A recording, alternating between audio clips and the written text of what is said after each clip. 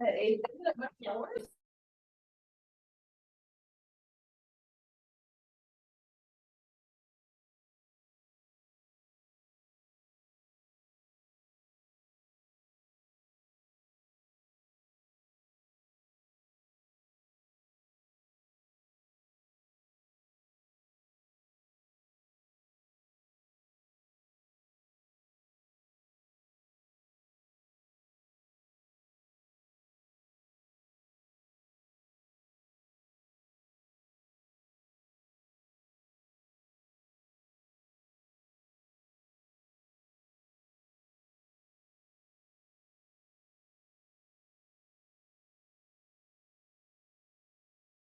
doesn't get. Course is separate for it's better. So you're getting the retirement, then you're getting.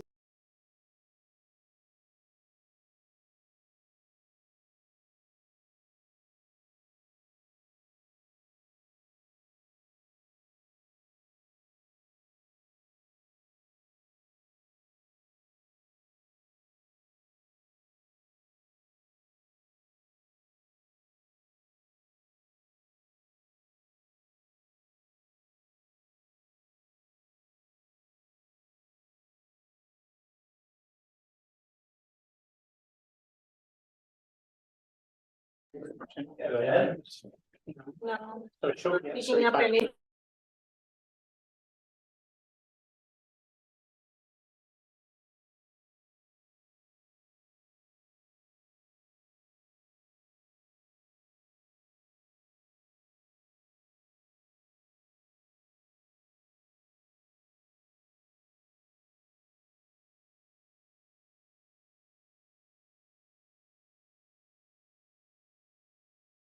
So there's a like, it's picking it.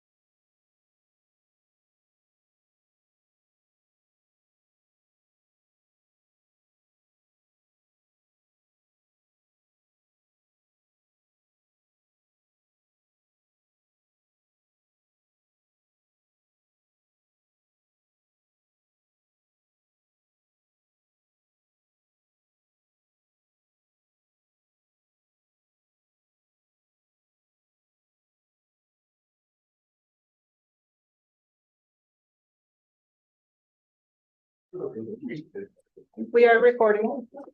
All right, I'd like to welcome everybody to our city council work session. It is November 7th.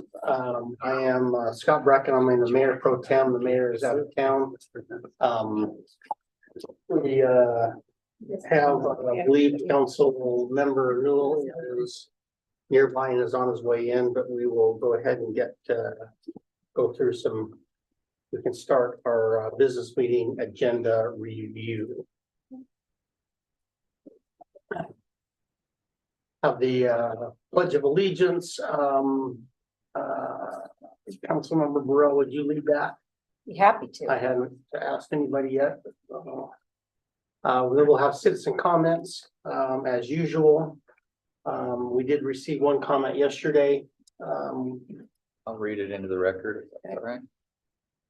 And then we'll have another public comment session on our transportation master plan.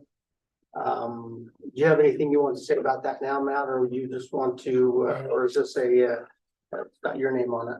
Yeah, we'll do an introduction at the business meeting of the master plan, and then we'll open it for public comments on that. Okay. The action items are resolution 2023-57, which is approving an independent contractor agreement for land use hearing officer. Tim, do you want to just go over that really quick? Yes, so we did an RFP, request for proposals to seek proposals to serve in this position. We had 3 individuals that submitted proposals. Frank Nakamura was the most qualified and also proposed the cost that was the least amount. I've known Frank for quite some time. He has exceptional experience. He was a municipal attorney for 20 years. And then prior to, well, actually for longer than that, but he was a city attorney for 20 years and then also had additional city attorney work. And so I'm recommending that he be considered for this position and think he'll do an exceptional job. Okay. The other item on there is an appointment to the Arts Council. Tim, do you want to, this is for Laura Olson? Yes, Laura Polson Howe. She I didn't read, just to go to the next one. yeah, she submitted an application to serve on the Arts Council. She has extensive background in work in the arts in her professional capacity. And I had the opportunity to interview her. Paula Melger was with me, as well as Ann Etchell. I think she would add significant value to the Arts Council, and so I'm recommending approval of her being appointed to that. Okay.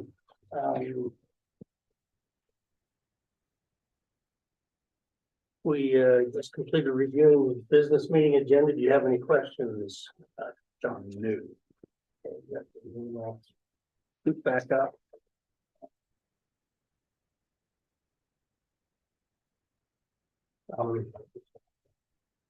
In the interest of time, I do want to try to keep on topics and try to keep on time as much as we possibly can for the work session. We do not have a closed meeting, is that correct? We did not. Okay, so we'll try to get this worked in. There's a couple of potentially lengthy discussion items, so if we can stay on topic, that would be great. Our first discussion item is we have Mr. Wayne Windsor from the Metropolitan Water District here. They've asked to come and talk to us about, I believe, the improvements going on at the water treatment plant. If I'm incorrect, then certainly correct me. You can introduce who you have. Councilmember Bracken, we've actually asked the Metropolitan District to come in and visit with you to discuss. They have like 4 projects that are occurring throughout the city right now. And one of those, if you'll recall, goes back to on Fort Union, where we got council approval to do the design of our stormwater system.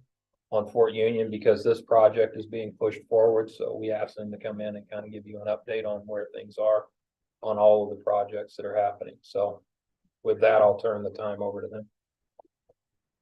I just want to introduce myself to this group. My name's Annalee Muncie. I'm the general manager at the Metropolitan Water District of Salt Lake and Sandy. Fairly new in the position, not at the district though. I've been there 16 years, just 5 years as the general manager. And so really appreciate the relationship we've had with Cottonwood Heights. And this is where I've been coming to work every day for 16 years. So I appreciate it. And so I've asked Wayne Windsor, my assistant general manager and our chief administrative officer to give the presentation to you.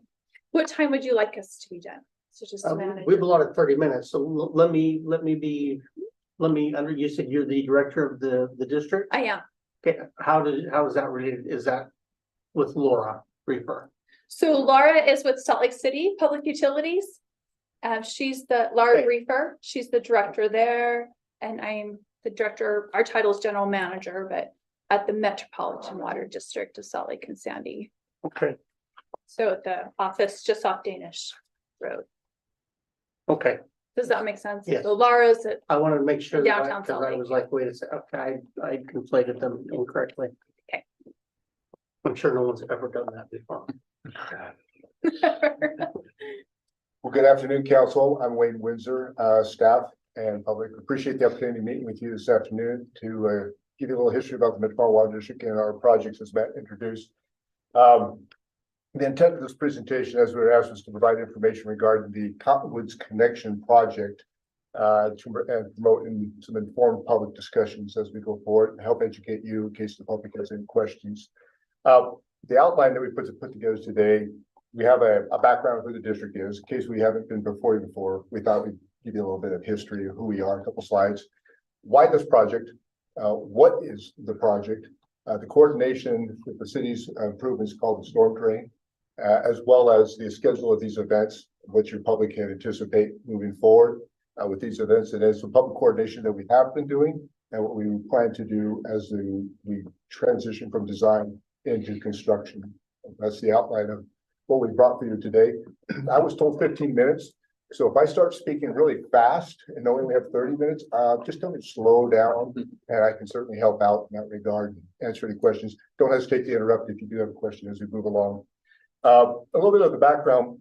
The Metropolitan Water District of Salt Lake and Sandy was established back in 1935. We were the local sponsor for the Provo River project, which built the Deer Creek Dam, Deer Creek Reservoir. We were the local subscriber for the Salt Lake Aqueduct, or the Aqueduct Division, which built the Salt Lake Aqueduct, which is part of the infrastructure of why we're here today talking about the Cottonwoods Connection project. But we wholesale water to our member cities, Salt Lake City and Sandy City. So you mentioned Laura Briefer earlier, Laura Briefer being the Public Utilities Director of Salt Lake City. That's our member city, and Sandy City being the other one. Our board consists of 7 board members, 5 appointed by the Salt Lake City Council and 2 appointed by Sandy City Council, and they direct and oversee our work. The Salt Lake Aqueduct, just to give you a history, was put into service in 1951. It started in 1940, had some interruptions because of the world wars that were going on, and they came back and they finished it and put it in service in 1951. So we have a 70-plus-year-old facility. The Little Cotton Water Treatment Plant came in a little later. That might be kind of hard to understand, but back in the day, they put chlorine in the water at Deer Creek Dam and sent that water all the way down the pipeline out to 33rd South of Turner Reservoir, and that's what got delivered to the public. Then the Surface Water Treatment Rule and Safe Drinking Water Act came about, and they dropped the treatment plant in right here in the mouth of Little Cottonwood Canyon. I don't know if many of you recognize the background, I look right down on that. but there's the treatment plant, and here's a more interesting look of what the site looked like when the treatment plant was put into service in 1950. And that's kind of looking in a northwesterly direction of your city at that time. We've been here a while with regards to the infrastructure and the water that comes from this particular infrastructure. A lot of it serves this community because there are a lot of turnouts along Salt Lake Aqueduct that Salt Lake City provides here. Some of those infrastructure we show right here. If I had a pointer, I'd kind of point them out, but I'm referring to this map. This is just a schematic of some of our infrastructure on the right side. is mostly what impacts this area, our water. We have a pipeline, Salt Lake Aqueduct, that starts at the base of Deer Creek Reservoir, goes along the hills, the benches of Utah County, 3.5 miles through Traverse Ridge, comes out Corner Canyon, continues on the benches until it gets to Little Cottonwood Canyon, where now we treat the water. And why Little Cottonwood Canyon? We also have water rights in Little Cottonwood Creek, so we have another water source to treat along with Deer Creek water. And then from there, we send the water about 7.5, 8 miles northward up to the mouth of Parley's Canyon, called our terminal reservoir. All that's done by gravity, no pumps. And that was the marvel of the engineering back in the 1930s and 1940s, a bunch of inverted siphons that would be able to pump that water all the way through. Some of the infrastructure we have in your facility is the Salt Lake Aqueduct, 69-inch inside diameter, 84-inch outside diameter reinforced concrete pipe. It's balance spigot. We also have what's called a 10 million gallon reservoir over in Enchanted Hills area. And that's pretty much your fire flow water. That supplies the fire storage water to service this community on behalf of Salt Lake City and your water supply. So specifically to the Cottonwoods Connection Project, we're using different acronyms, but why this project? Oh, went too fast. This is an overview, a graphic of your community and our infrastructure. And I'm going to start from the very left and work my way to the right. In the upper left-hand corner is an acronym BCWTP. That represents the Big Cottonwood Water Treatment Plant. That is a Salt Lake City facility. Being our member city, we work with them. And it's important to point that out because there's some improvements that need to go on that treatment plant. The BCC represents the Big Cottonwood Conduit. It is also a Salt Lake City infrastructure. It's a pipeline that proceeds out of the mouth of Big Cottonwood Canyon and goes downhill, if you will. Moving all the way over to your right, in the lower right, you'll see an LCWTP. That represents the Little Cottonwood Water Treatment Plant. It's 150 million gallon per day capacity surface water treatment plant. The blue line, the dark blue line that goes from right to left, is a representation of the alignment of the Salt Lake Aqueduct. To midway or mostly to the left, you see a blue circle that represents the 10 million gallon reservoir that we talked about earlier. And then it proceeds down the hill and continues on up past the gun club. You know, gun club is behind the old mill, and then continues on the benches all the way up to 39th South. We cross underneath the freeway under 39th South. We continue on the west side of 215 on up to 33rd South to our terminal reservoir. You see as you drive right by. The green line is another pipeline called the Little Cottonwood Conduit. That's a Salt Lake City facility. Those two pipelines are our finished water supply north of the treatment plant. We're obligated to be able to traverse or transport 145 million gallons of water per day for the capita needs and the demands north of that treatment plant. And those two pipelines are to make that happen. So that gives you an idea of what's already in the ground. Now, with our recent master plan system improvement studies, we identified some items we need to improve for seismic resiliency, seismic response, as well as capacity. Now, the understood capacity of the finished water reach of the Salt Lake Aqueduct is supposed to be 110 million gallons per day. Supposed to be. In actuality, when we did some tests, we're finding out with the 10 million gallon reservoir in service, we're only able to provide around 87 of that 110. Then you throw on the Salt Lake City's Little Cottonwood Conduit, they have a 35 MGD capacity. We're supposed to be able to provide 145 million gallons per day capacity northward.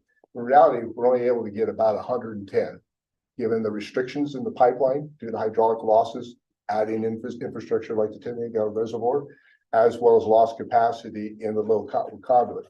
So there's a need both seismically to put some resiliency, stability in the Salt Lake Aqueduct, as well as restore some capacity. Well, we looked at two options in doing that.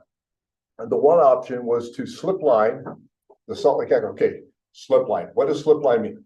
Pipe within a pipe. Okay, we've got a concrete pipe with push-on joints. Those joints pull apart in a seismic event. You can't transmit water and you have problems. So you put a smaller pipe, harder pipe, and you slip it right through the inside of that pipe all the way through, so you make some resiliency on those joints. The joints pull apart, doesn't matter. You got a pipe inside that is conveying all the water. But when you do that on a gravity pipe, you lose the area. The diameter shrinks. When the diameter shrinks, you can't push as much water through it. So To do that, we'd have to pump it 24/7. The other option was still slip line it to create the seismic resiliency with that pipeline, but now you need to build a second pipeline alongside it to restore that lost capacity and to provide some redundancy to that facility. So we've chosen just to do that, to reestablish capacity, provide resiliency, and improve resiliency.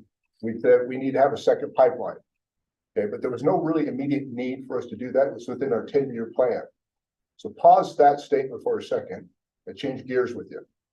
Salt Lake City, the owners of the Big Cottonwood Water Treatment Plant, that treatment plant needs to be replaced.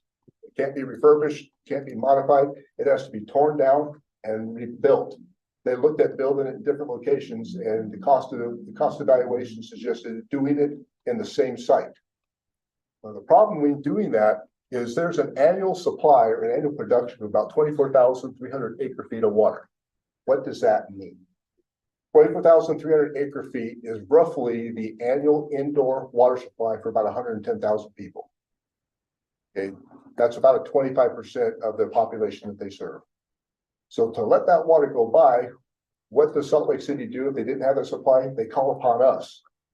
Okay, and our supply is Deer Creek, the reservoir.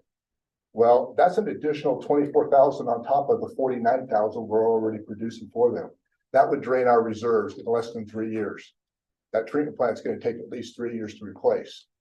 So the concept here, the conjunctive management was, well, to conserve that water, and we needed to build a pipeline, let's join the two projects together. Let's build this pipeline that allows the commonalities, that allows preserving Deer Creek supplies up at the reservoir, our surface supplies, and allows them to replace their treatment plant.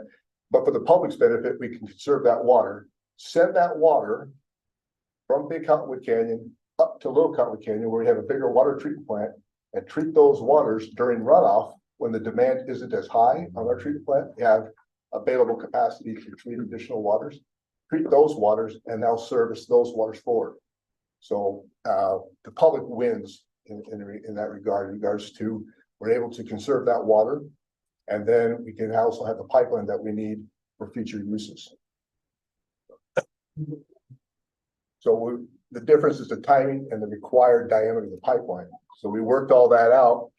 So what is this project we're talking about? Sorry. Here I'm actually have to look at the screen with you, whatever screen you're looking at. So we showed you before the same picture, but what's added here, I'm going to start from the right side, is a pinkish line. We call it CC2, Cottonwoods Connection Reach 2. Basically, it's a smaller diameter that allows the water to enter it into our plant. So water here in this scenario is flowing north to south. So it comes out of go back to the left, it comes out of the Big Cottonwood Water Treatment Plant where they're going to build a pump station, BCPS. Salt Lake City builds a pump station. They lift the water into a 36-inch diameter pipe that will go westward along Fort Union, hence the purpose of why we're talking with you today. Goes to about our corridor, our right-of-way, with the Salt Lake Aqueduct, which is around New Tree, hangs a left, if you're going to go north to south, hangs a left, and follows our Salt Lake Aqueduct corridor within the same easement of our Salt Lake Aqueduct, and parallels it all the way south, down Danish, roughly, that alignment, until it gets to our treatment plant, and then into our treatment plant. So you have CC1, 36-inch pipeline in Fort Union, and then a bigger pipeline because we needed a bigger diameter to push the water all the way north, and then a smaller pipeline to get it off raw water into our treatment plant. The project's called the Cottonwoods Connection. Affectionately, we got two Cottonwoods. We're connecting the two. We thought it was a good play on words. But it consists of 3 phases or 3 segments. Cottonwoods Connection Reach 1, which is going through Fort Union. SLAR, Salt Lake Aqueduct Replacement, which parallels the Salt Lake Aqueduct. And then Cottonwoods Connection Reach 2, which enters our site. That is, in summary, are the main aspects of this project moving forward. Now we got a question.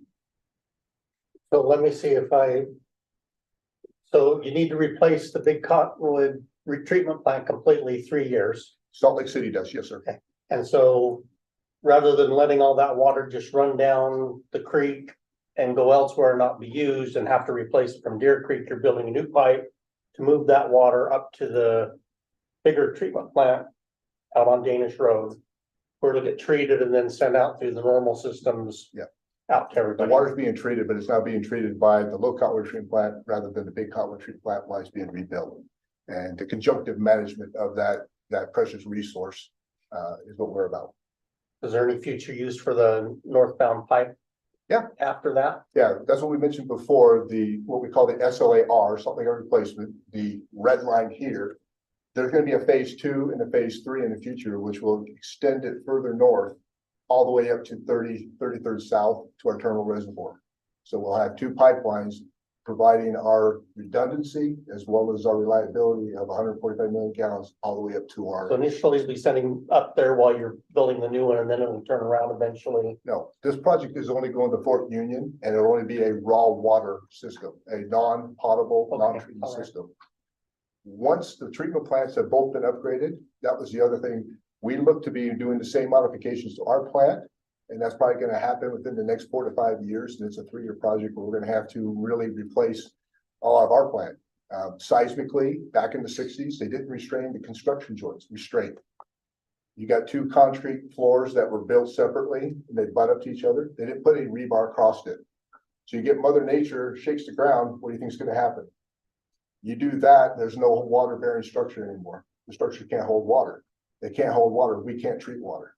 So the risk is we're susceptible, that treatment plant is susceptible to an earthquake. And so we want to respond to that so that we provide reliable service to our customers. And so that's secondary that's going to happen within the next decade. What type of material are the pipes made out of today compared to Good what was done question. in the 60s? Because I know you're putting that new film or I guess new pipe inside. I'm sure it's different. Very good question. The choice of the material for this project is steel, welded steel pipe.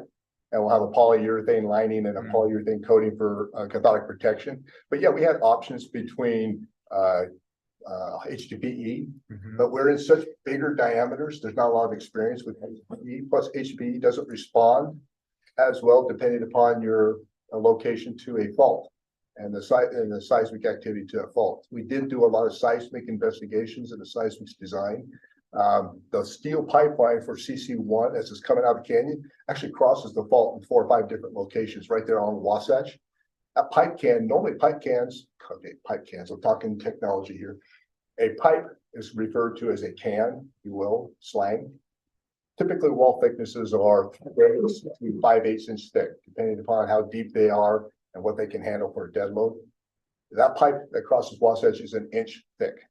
And it's there because it's supposed to stay there after that fault or that seismic event happens. There's a slip fault there. And it's expected that if that event happens, that big 7.0 earthquake happens, that pipeline is going to stick out of the ground, but it's still going to be intact. It's not going to break. It'll still be operable. Granted, we may have to relocate it back in the ground when all that happens, but at least we'll stay in water. And that's the intent of the design today, is to make sure critical infrastructure like this stays in service so that the firefighters can put out the fires. So people can have that water to be able to do what they need to do. And that's what this design is all about. So with that project, moving forward, we've actually had been in coordination with your staff, and staff have been wonderful to work with.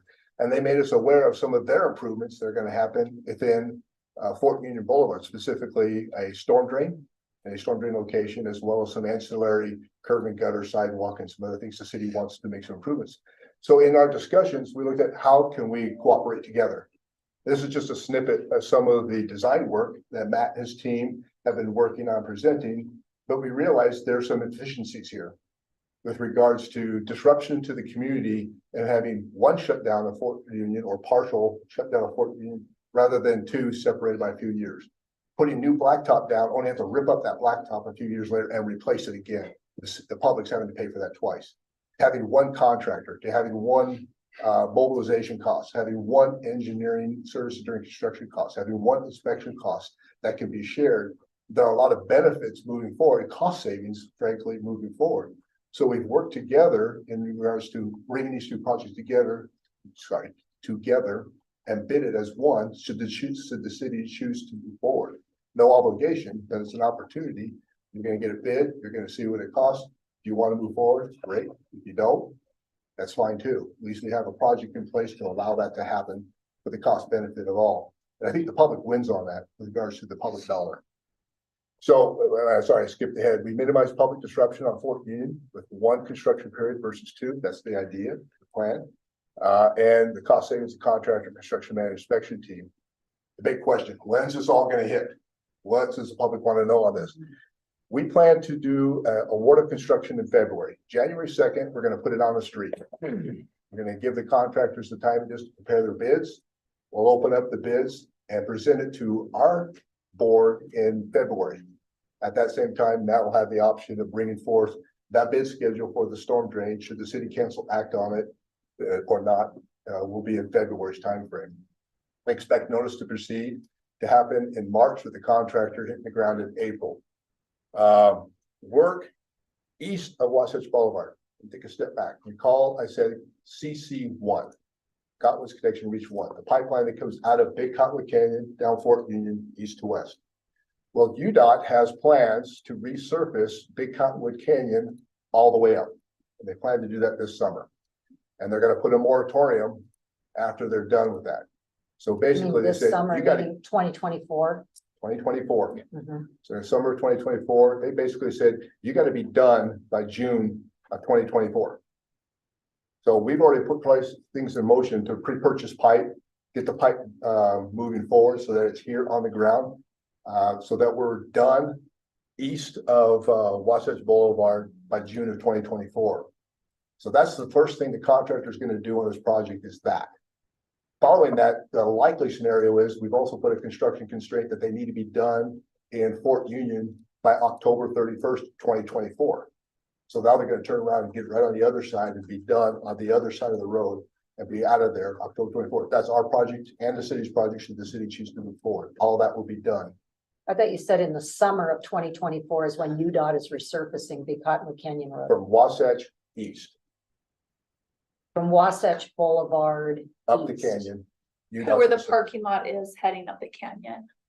And that's about where yours begins and That's goes where ours begins, westward. and we're Yes. moving westwards. Yeah. So they're gonna start at the top of the canyon and come on down, There, give us that time so we can get in, get out, and then they'll come in behind us and resurface the road. So that's the constraint we're under on that side. Knowing that we're doing that and working with Matt and his team, we recognize we needed to be out of Fort Union before the end of fall. So we put the October 31st deadline. So that was the other impact to the city. The last one is the remaining portions of the project, and we've given our contractor until June 30th of 2026 to be substantially complete with the rest of the project. And the rest of the project, as we mentioned before, is paralleling the existing Salt Lake Aqueduct in the Salt Lake Aqueduct easement. We are in the process of procuring easements for the SLAR, but it's on top of the existing easement for the SLA. So we've been working with your public on a case-by-case basis, negotiating easements for that aspect of the project moving forward. Where we're in city streets, we've been working with staff on to eventually get a road right-of-way permit or a road cut permit. Don't know the exact nomenclature, but It works. it works. Public impact. Some things we try to do is we anticipate the community will want to know, how does this project impact me? What is the exact path of the pipeline will take? How is my landscaping going to be handled? These are exact questions we received when we had an open house with your public. We held an open house about 18 months ago, well, 14 months ago at our offices, knowing that the public is going to be interested in what's going on. And we want to give a similar explanation. Why the project? What's the project? How's it going to impact you? We've engaged in a public relations consultant called Wall Consulting Group to facilitate timely communications. They've actually gone door to door. We're hoping to establish community blocks, if you will, community leaders as construction is moving forward. We'll be working with those community leaders and the public.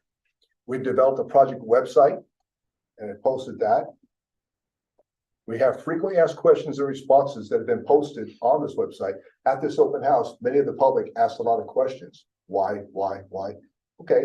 And so we put a frequently asked questions out there and answered all those questions. One question, why is this pipeline not put in Wasatch? Why are you going right down David? Well, part of the reason is we have 9 connections, service laterals, if you will, off the Salt Lake Aqueduct through your community.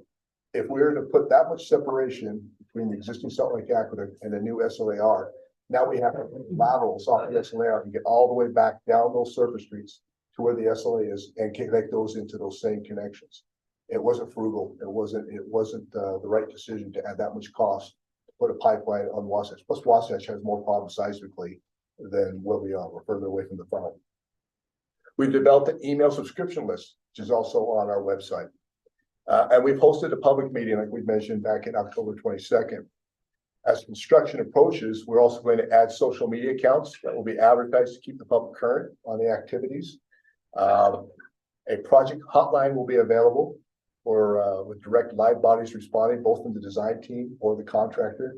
You know, contractors goes out there and they discharge, if you will, a dump truck full of gravel. They put it right in somebody's front driveway. They can't get out of their driveway. We don't want to wait over the weekend to get that out of the way. We want somebody to get out there on the spot, get that removed and get it taken care of. So we understand the project's going to disrupt the quality of life for a time being. We want to make it as minimal as possible. We've done similar projects about 15 years ago called the Point of Mountain Aqueduct. It was a 60-inch diameter steel pipe that connected Draper City all the way up to this project right here. And we had a lot of public disruption. But a lot of these things we instituted here, we played out there. One of the stories I can share with you, in so doing, the public developed good working relationships with the contractor because they're out there handing them their mail, pulling out their garbage cans, things of that nature, to the point where the public found out one of the contractors had a birthday. They brought out a birthday cake and they actually celebrated his birthday on the project site. That's the type of relationship we hope our contractors are able to establish with your public. Do you anticipate that the road, any of the road sections will be completely closed with detours that take residents, they'll be concluded? And this will be all within the spring of 2024? Or am I misunderstanding that? No, in the spring of 2024 to the fall of 2024, we'll be working in Fort Union. Okay, After that, the work will proceed south, New Tree. We can't honestly say where, because the contractor means the methods. He may hopscotch. It may depend where he's going to go, how he's going to do it, but they have from essentially the October of 2024 to June 26 to get the remaining project in the ground. But the idea is to have Fort Union open by the before winter hits next year. and so then Nut Tree in the late fall and winter and Danish likely in 2025? Is that what you're anticipating? New Tree, I can't speak to. I don't think New Tree they're going to address until after October of 2025. So it goes up Nut Tree and then it goes up another street to finally get to Danish? It goes through our corridor, actually bisects some cul-de-sacs. Once it gets to, if you take New Tree, it continues up the hill to the Enchanted Circle. There's some cul-de-sacs that our corridor goes through. We go through the Memorial States Cemetery. Once we get there, it follows Deer Creek Road. Till Deer Creek Road takes a little swell, we go behind some backyards. And then we continue on those surface streets until we get down to Danish. Then we're in Danish the last, quarter of the project until we get to our treatment plant. So that could be end of the year 2026. Okay, well, or did I miss you? You said once you get south of Fort Union, that may be this section or that section. It's not necessarily a linear one. Typical contractors are like to proceed in linear form. It's easier for them to do that, but sometimes logistics, schedule constraints does not allow them to do that. So they may have two different sites going at once. They may hopscotch back and forth. So we can't speak to you as to where and when. We will, as we get more of the project schedules and the contractor comes on board, we'll be able to be more communicative on that. We'd be happy to come forth and give updates on monthly, quarterly, whatever the council would like to give you preemptives. That'll be on our website as well as to what to expect with the construction. Our PR team is going to be ahead of the project and talking to the public, both with handouts, billets, emails, things of that nature. We hope to be out in front of this so that no one's surprised as to where we're at, when we're at, and when we're at it there. Just to sum up, we know this project will bring some temporary disruption to the community, but our aim is to minimize these disruptions and to manage those expectations. And wanted to make sure that you were on board with that as well. We recognize, in talking with Matt, we do have some other projects that have been going that are unrelated to this. This is called the Cottonwoods Connection Salt Lake Aqueduct aspect. We've had public involvement with our PR. We've had public involvement with our easements. Those are two other aspects related to the project as part of the project. On our site in particular, we've been what's called an aquifer storage and recovery project. There's been two aspects to that project, although one title. We have an injection well, which has been complete, and it's now being perfected, cleaned out. It was drilled down to over 700 feet. And now it's being cleaned out, perfected, so that it's ready come April, May of next year timeframe to be able to put water in the ground. Again, 700 feet below the ground So surface. the noise, the drilling or whatever for this, what is called an injection well, I thought it was called an aquifer, but it's an injection well, which has been going on all summer. Can residents anticipate that shrill noise during the night and that will continue on? Or are you completed with that portion of the construction? That construction is over. That's completed, Yes. great. That's done. It is called a managed aquifer recharge, so that's where you got the aquifer Ah. from. But part of it includes monitoring wells. There's surface infiltration basins, and then there's sinking well. So There's two contracts being let out. The first contract being let out was the injection well, the drilling of the injection well, as well as some of the monitoring wells. And the second contract that started up is the truck traffic you're probably hearing about, was to build some 2 feet deep holding ponds to allow water to infiltrate into the basin. They actually have a sub well inside of them, so water doesn't get more than 2 feet deep, and that water goes straight down into the ground. Those truck traffics have been diminished. Most of all of that excavation work is done. Now they're putting in the pipelines. They need to put in the well house and some of the pumps and other aspects of the project. The disruption to the public, the greater disruption of noise has been greatly. Thank you. I expect that we'll probably have links to the website on our page. So people Happy can to get provide it if you don't have, but I believe they do. it. PR firms can do you a lot of good when you're facing with the public. We found that out. Our PR team has been working with you on this. I mean, there've been regular meetings for months and months. So yeah, we're very connected in and it's in our And we appreciate staff communication involvement. channel. It's been very positive.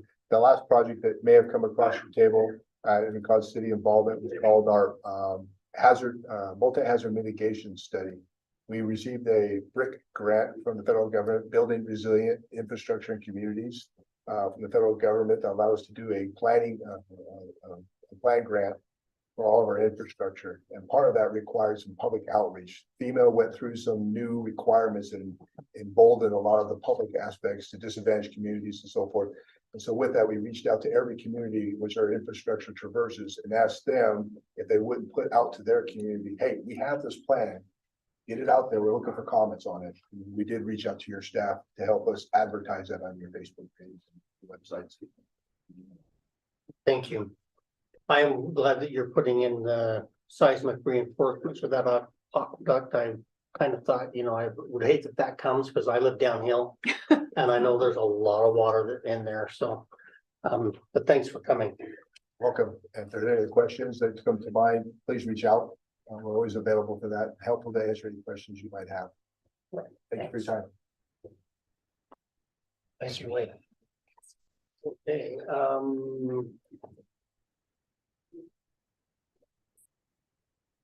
next item is a emergency management update by Chief Russo and Assistant Chief Brennan.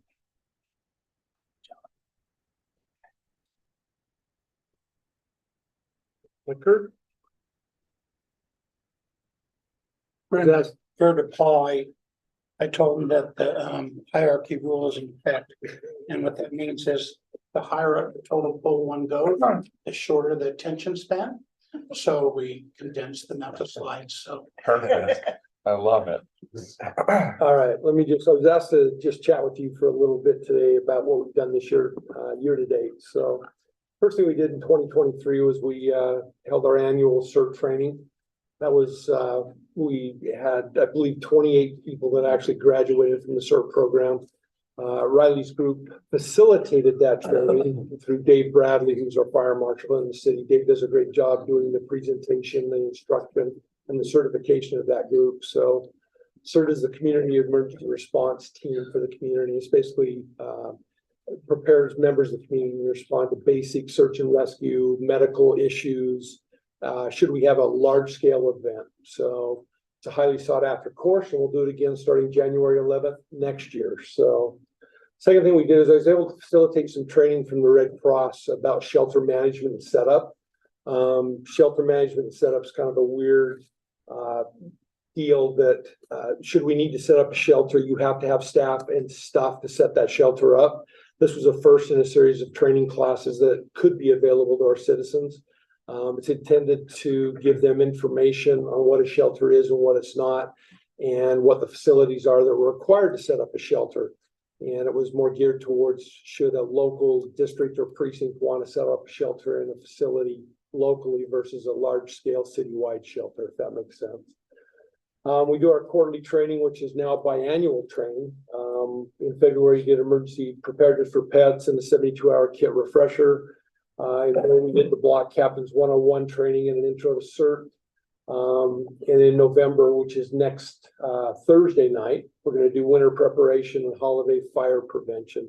I'll joint teach that with Dave Bradley again. Riley was able to facilitate Dave coming out and doing a holiday fire prevention section on that. Anybody is welcome to attend that 7 p.m. here in the community room, and we've got room for, well, we've got plenty of room, so please spread the word. We've also done some individual district training over the course of the last year. We've gone out to the district up with Councilmember Burrell's district in the 4th precinct or the 4th council district. We did basically, it was an intro to emergency preparedness period. We had probably 45 plus people. I think it was well attended and there were some great questions, and I think it provided and answered questions that they had about emergency preparedness in the city. We've also done some additional district precinct leader training down in Council District 1. We've done numerous neighborhood watch, which is kind of ancillary to emergency preparedness around the valley. So we continue to do that training throughout the year. We were able to meet with the South Valley Unitarian Church here a couple of months ago. I was able to meet the pastor down there and answer some questions with their group. It was kind of interesting because one of their members, Matt Christensen, is also a longtime Red Cross volunteer, but he spent a long time, I think Mac was with City Fire, not UFA Fire. So if I remember right, is that right, Raleigh? Matt Christensen, I think is his last name. Sounds like Salt Lake City. Yeah, I think it was Salt Lake City. So Mac's a great asset to them. But we also discussed active shooting, which was a hot topic for them during that presentation. So the highlights of the year were Shakeout 2023. I think most of you are familiar with Shakeout. That's where the state comes together and does a little bit of preparation for the large earthquake that we may or may not have in this valley. We do it and we test our communication aspect of the emergency preparedness program here in the city. That's where we ask everybody in the city from blocks on up to participate, put out information, and then it's distributed up the chain through our localized communications network to the EOC here at City Hall.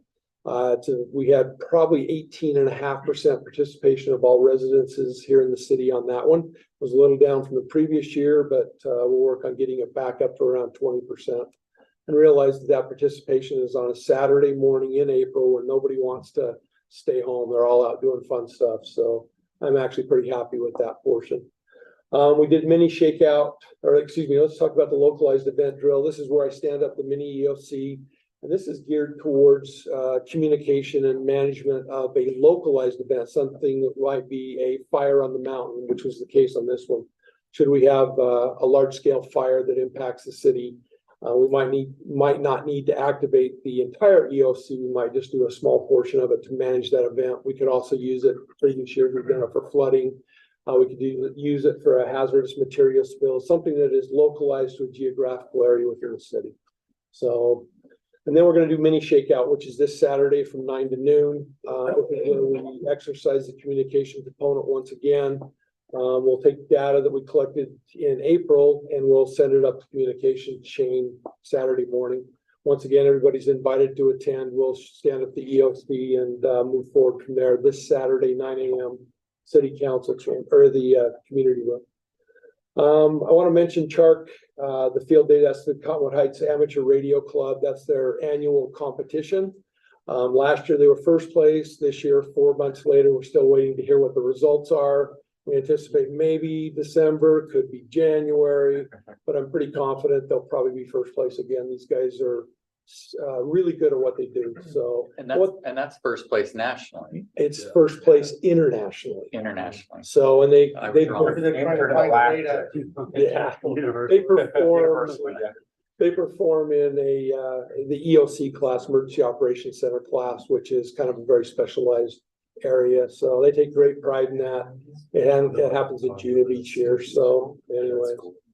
And then one that I think really benefited the city this year was the Crestwood Park Urban Wildland Interface Fire Fuel Mitigation Project. That's a mouthful. That's where Riley and I worked together for a couple of years to arrange collaborative cleanup of Crestwood Park with Salt Lake County. Basically what it was is Riley brought in the muscle.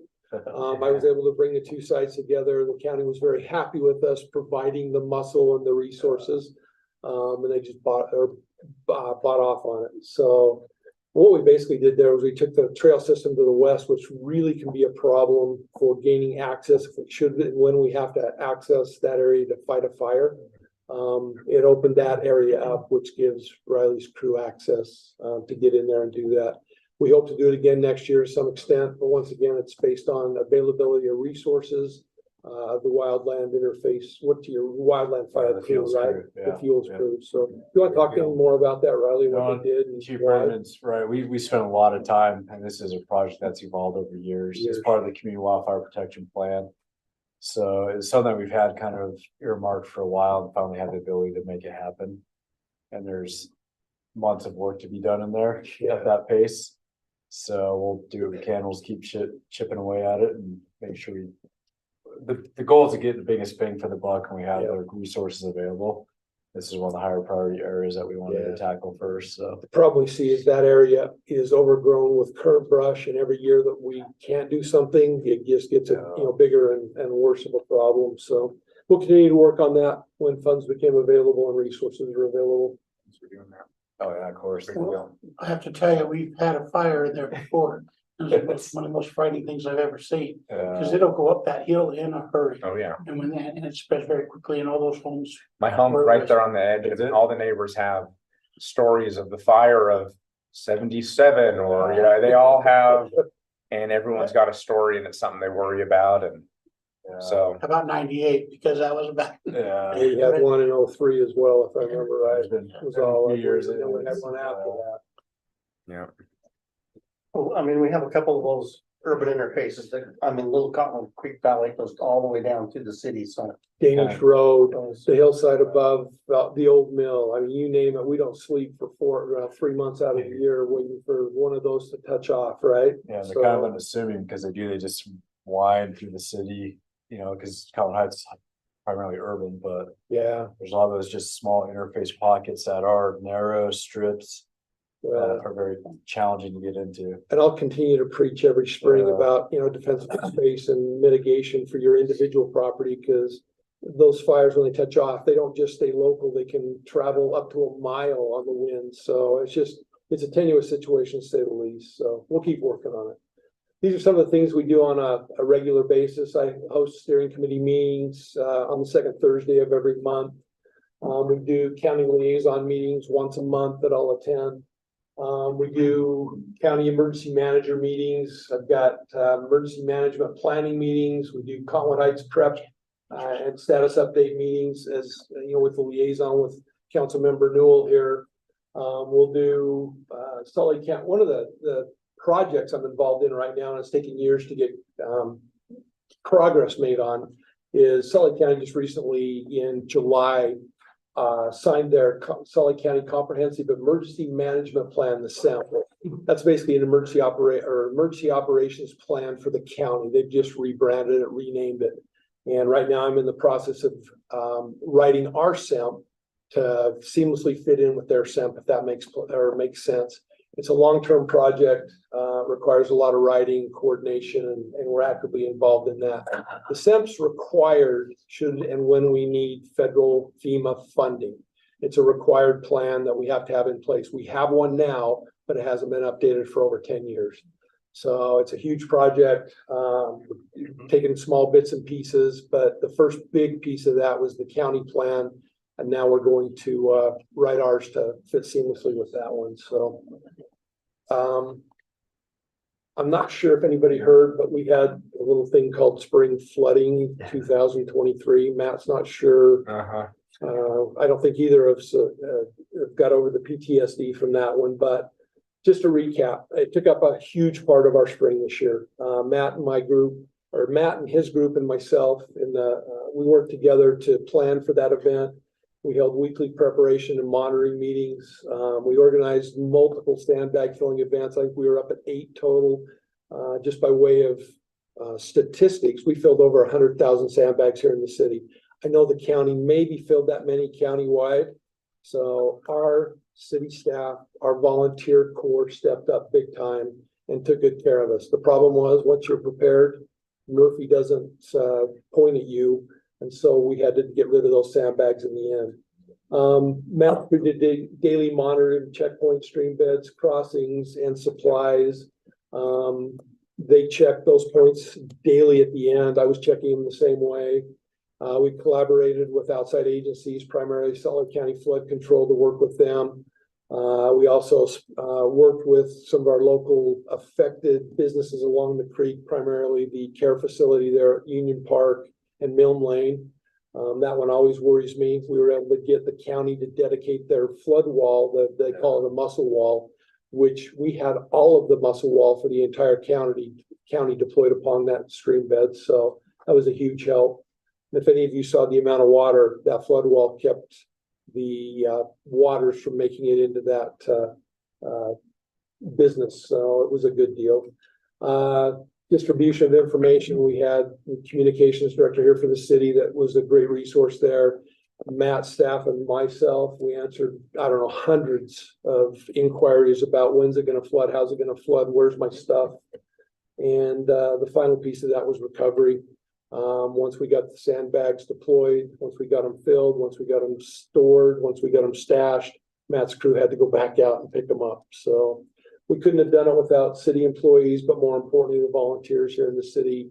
We wouldn't have been anywhere near as prepared or ready if it wasn't for all of the volunteers. So that's what I have. That's kind of what we did. It wasn't much last year, but we hope that next year's weather cooperates again, and we'll go from there. If we have to do the exact same way next year, I think we're probably, that's much preferred to either wildfires going off or the flooding in 2010. You know, we had a couple of incidents, but you know, it wasn't what is it they say in my field? Hope isn't a plan. Yeah. You got to plan for this stuff and you got to build for it. So that's what I have. I just want, I've said this before to them individually, just really appreciate the work of our police department and Assistant Chief Brennan and Chief Russo on emergency planning efforts. It's a huge issue for cities, and it's something that weighs on my mind regularly. Appreciate Assistant Chief Pilgrim as well, and we've got a great team of excellent employees that help lead in these efforts to help keep our citizens safe, which is critical for all of us. So I'd say ditto to learning. I've learned so much, just listening to all the activities and all the work that's done by our staff. And I'm not that smart. And it's so encouraging to know that all this is going on in our community, and to illuminate that more to our community. I think it's something important for us to continue to do and look at. But it is just phenomenal to me. When I watched the FM radio folks do their thing in that trailer, I was like, this is too much like math to me. Those types of things are really fun. So I encourage everybody to get out to these events and see what's happening and get involved. No, the worst thing that happened with me as far as the emergency preparedness is I got a call about 2 weeks before you started. And the lady was upset that we hadn't already started. So I was glad to call her back in 2 weeks to say, just got the first step date. Thank you much. Well, and to that end, let me just remind you to put on your radar a discussion about future emergency management efforts. It's a big job, it's a big task, and we appreciate the accolades. I deserve none of it. Paul really did do a good job with that. Everybody else involved. However, Paul may not be around forever, not any announcement or anything, but I would be wise to start thinking towards how we're going to replace that position and train that position while we have a resource here, because there's a lot to learn in there. And so I would encourage you to talk about that at your retreat and think about how you might want to manage that in the future. There is an alternative, and that is you can contract with UFA. I would urge you not to, only for this reason. When you do that, and he stepped out because I would have apologized to him in advance, but when you do that, those 100,000 sandbags you're filling are from the county, 10,000 sandbags. You have a great volunteer base, and everything you do in your community stays in your community. You can control in your community. I've been on the other side of this, and I've watched how, we're gonna move those to Mill Creek now, or you need, the staging point is in Kearns at the church kind of thing. So although they do a good job, they're a regional resource, and there's a reason why we chose to do it as a city and have that position as a city position. So Is it possible, Chief, to put this out either within our city in some kind of RFP capacity to have in essence, a non-professional, but somebody with project management, be able to manage it with the knowledge that they would have support from Unified Fire as well as from CHPD, or does it require a staff person to really organize it and execute it? that really is a question for the city manager, but I can tell you that we've tried that model in the past. It didn't work. They didn't have the buy-in that an employee, as some full-time person with the expertise has into it, and we didn't get the results that we wanted, which is why Paul actually took it over several years ago. So Yeah, and I agree with that. You have involvement, control, collaboration all under one roof, which is very important for this type of work.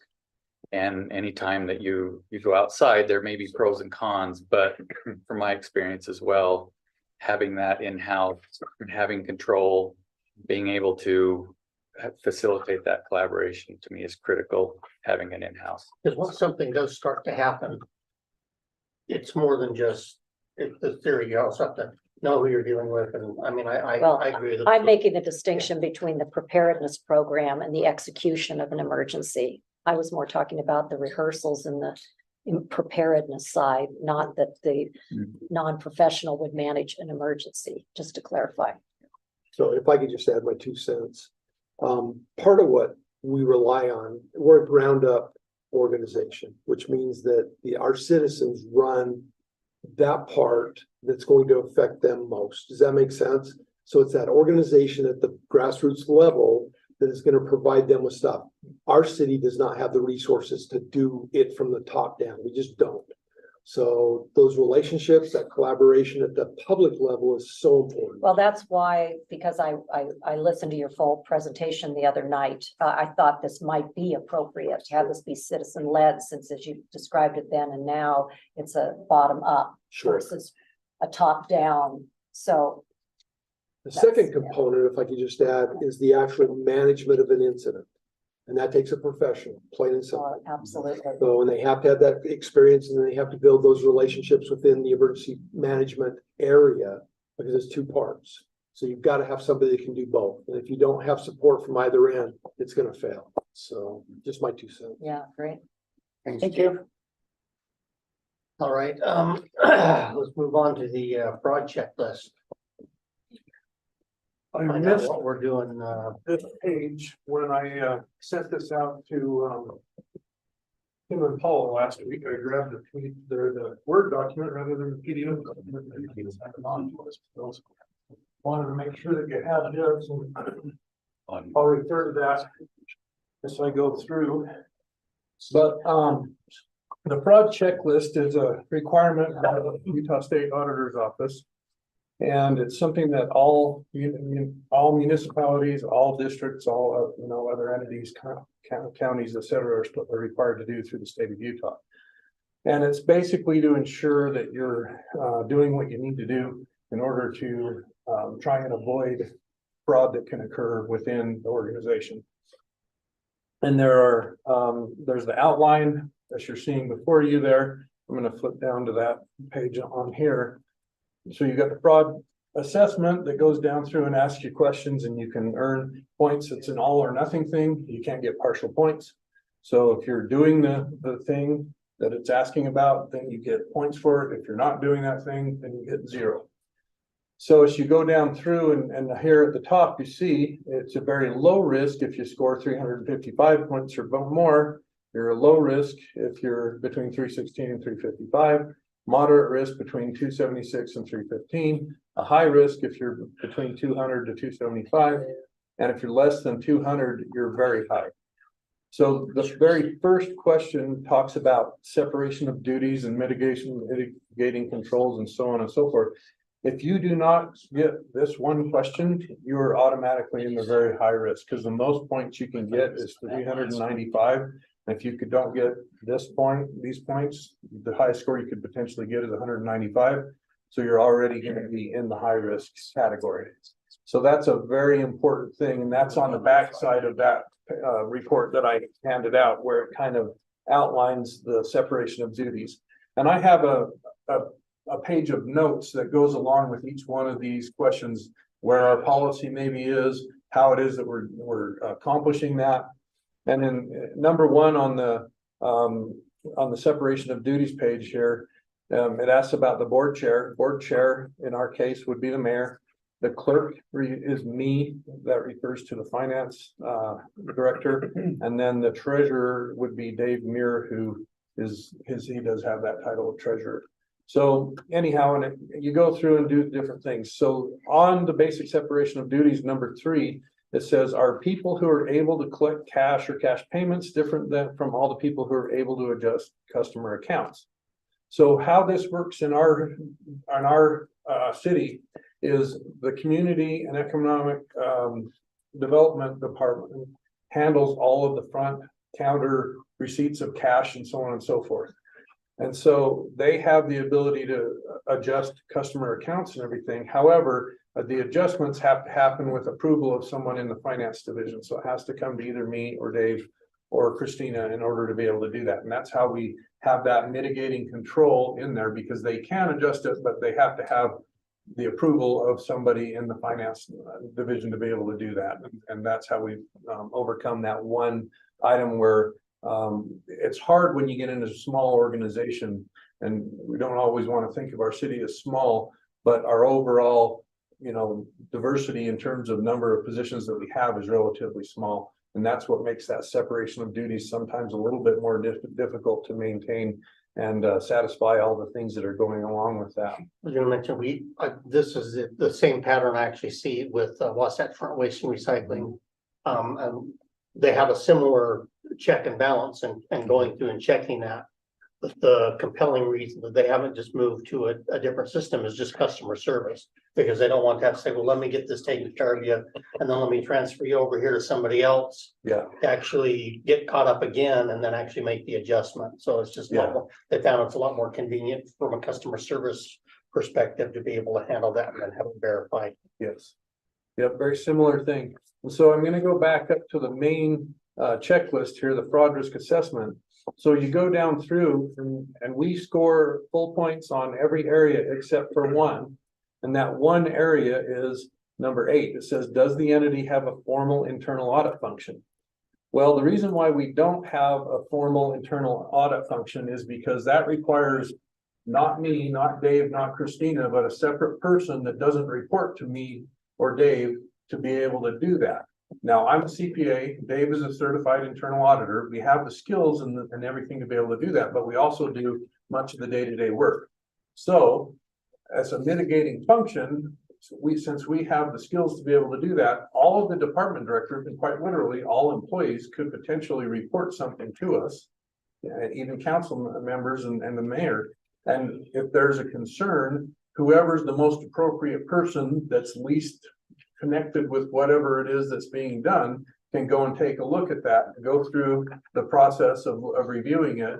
If ever something came up that required a larger, you know, say there was we were like, whoa, there's something wrong here and stuff. We can always go out and hire an auditor to come in and take care of and take an overall review. Now, we've never had anything along those lines, but we can do that if need be, or we could go to another government entity that does have other accounting professionals to have them come in and take a look at it if needed.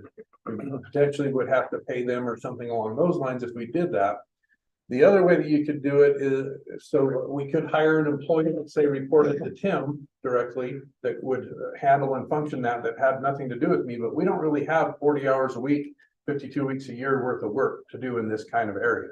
That person would be getting bored to death, you know, reviewing what happens financially in our city after a month of being here.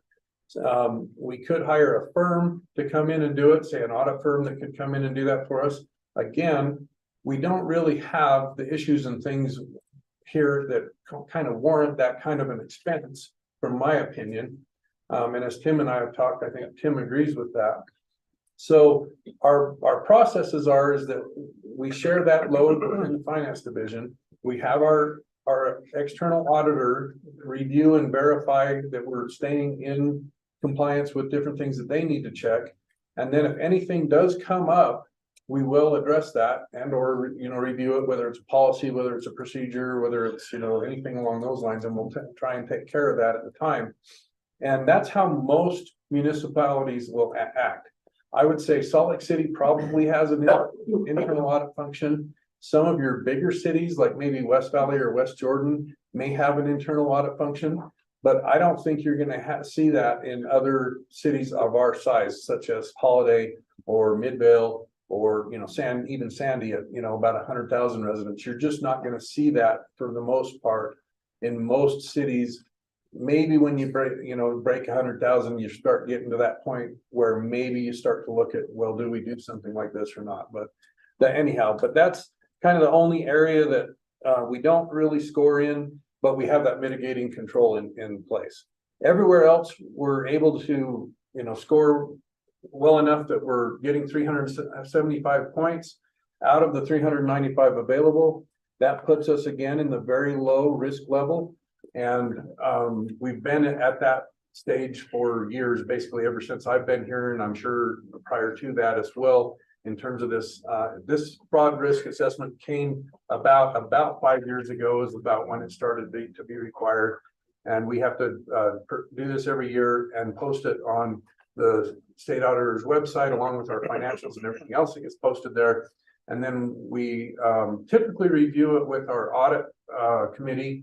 But in talking to our auditors this year, they recommend that we review it with the full council. So we're going to start to do that every year from now on, just so that you're aware of what's going on, what we're seeing, and how we're reporting this. And if you have any questions, I'll gladly take those questions. Thanks for not stealing any money. I tell people will ask me, say, do you ever get tempted to steal money? And that is literally the furthest thing from my mind, because you can't steal enough money to make it worth your while. It will ruin your life. I mean, and so anybody hearing this, don't steal. It is not worth it. And if you do, have a good 24 hours, because that's all you're gonna. Well, yeah, and you better go to live in Costa Rica or somewhere that doesn't have an extradition. Make it worth your while. You know. Well, now where you're going now. How does anybody know? Oh, trust me, I've seen all the videos. Good job. Good job. Good job. On the more interesting. Next is I believe we got an update from Mr. Johnson about the sports court ordinance discussion. Yeah, thank you. Talk some pickleball. You don't have to take the whole 30 minutes if you don't want. I don't, it's up to you, council. I'll go quickly over some background information and where this has been since the moratorium was issued on certain qualifying outdoor sport courts. We've taken some recommendations and some ideas to the planning commission in 2 different work sessions at this point.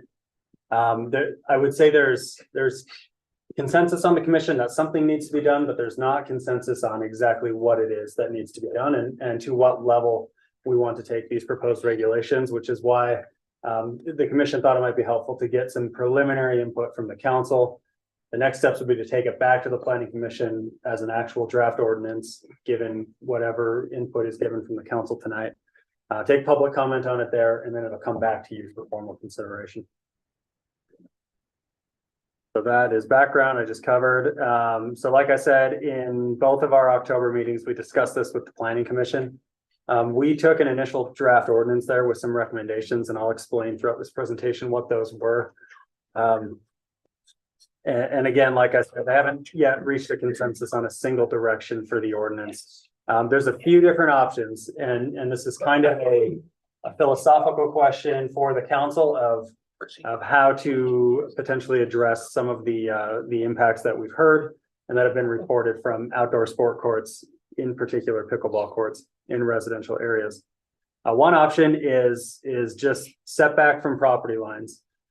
We know, and there's a number of studies, and I'll go over some basic information in this presentation, that a pickleball racket and hitting a pickleball creates a lot of noise. It creates a higher noise and a higher pitch than other sport court activities like basketball and tennis and other things like that. We've heard some public comments that's created a nuisance in some residential areas. There is a tried and true way to reduce noise impact at property lines, and that's just increase the distance that whatever the use generating the noise is can be from a property line.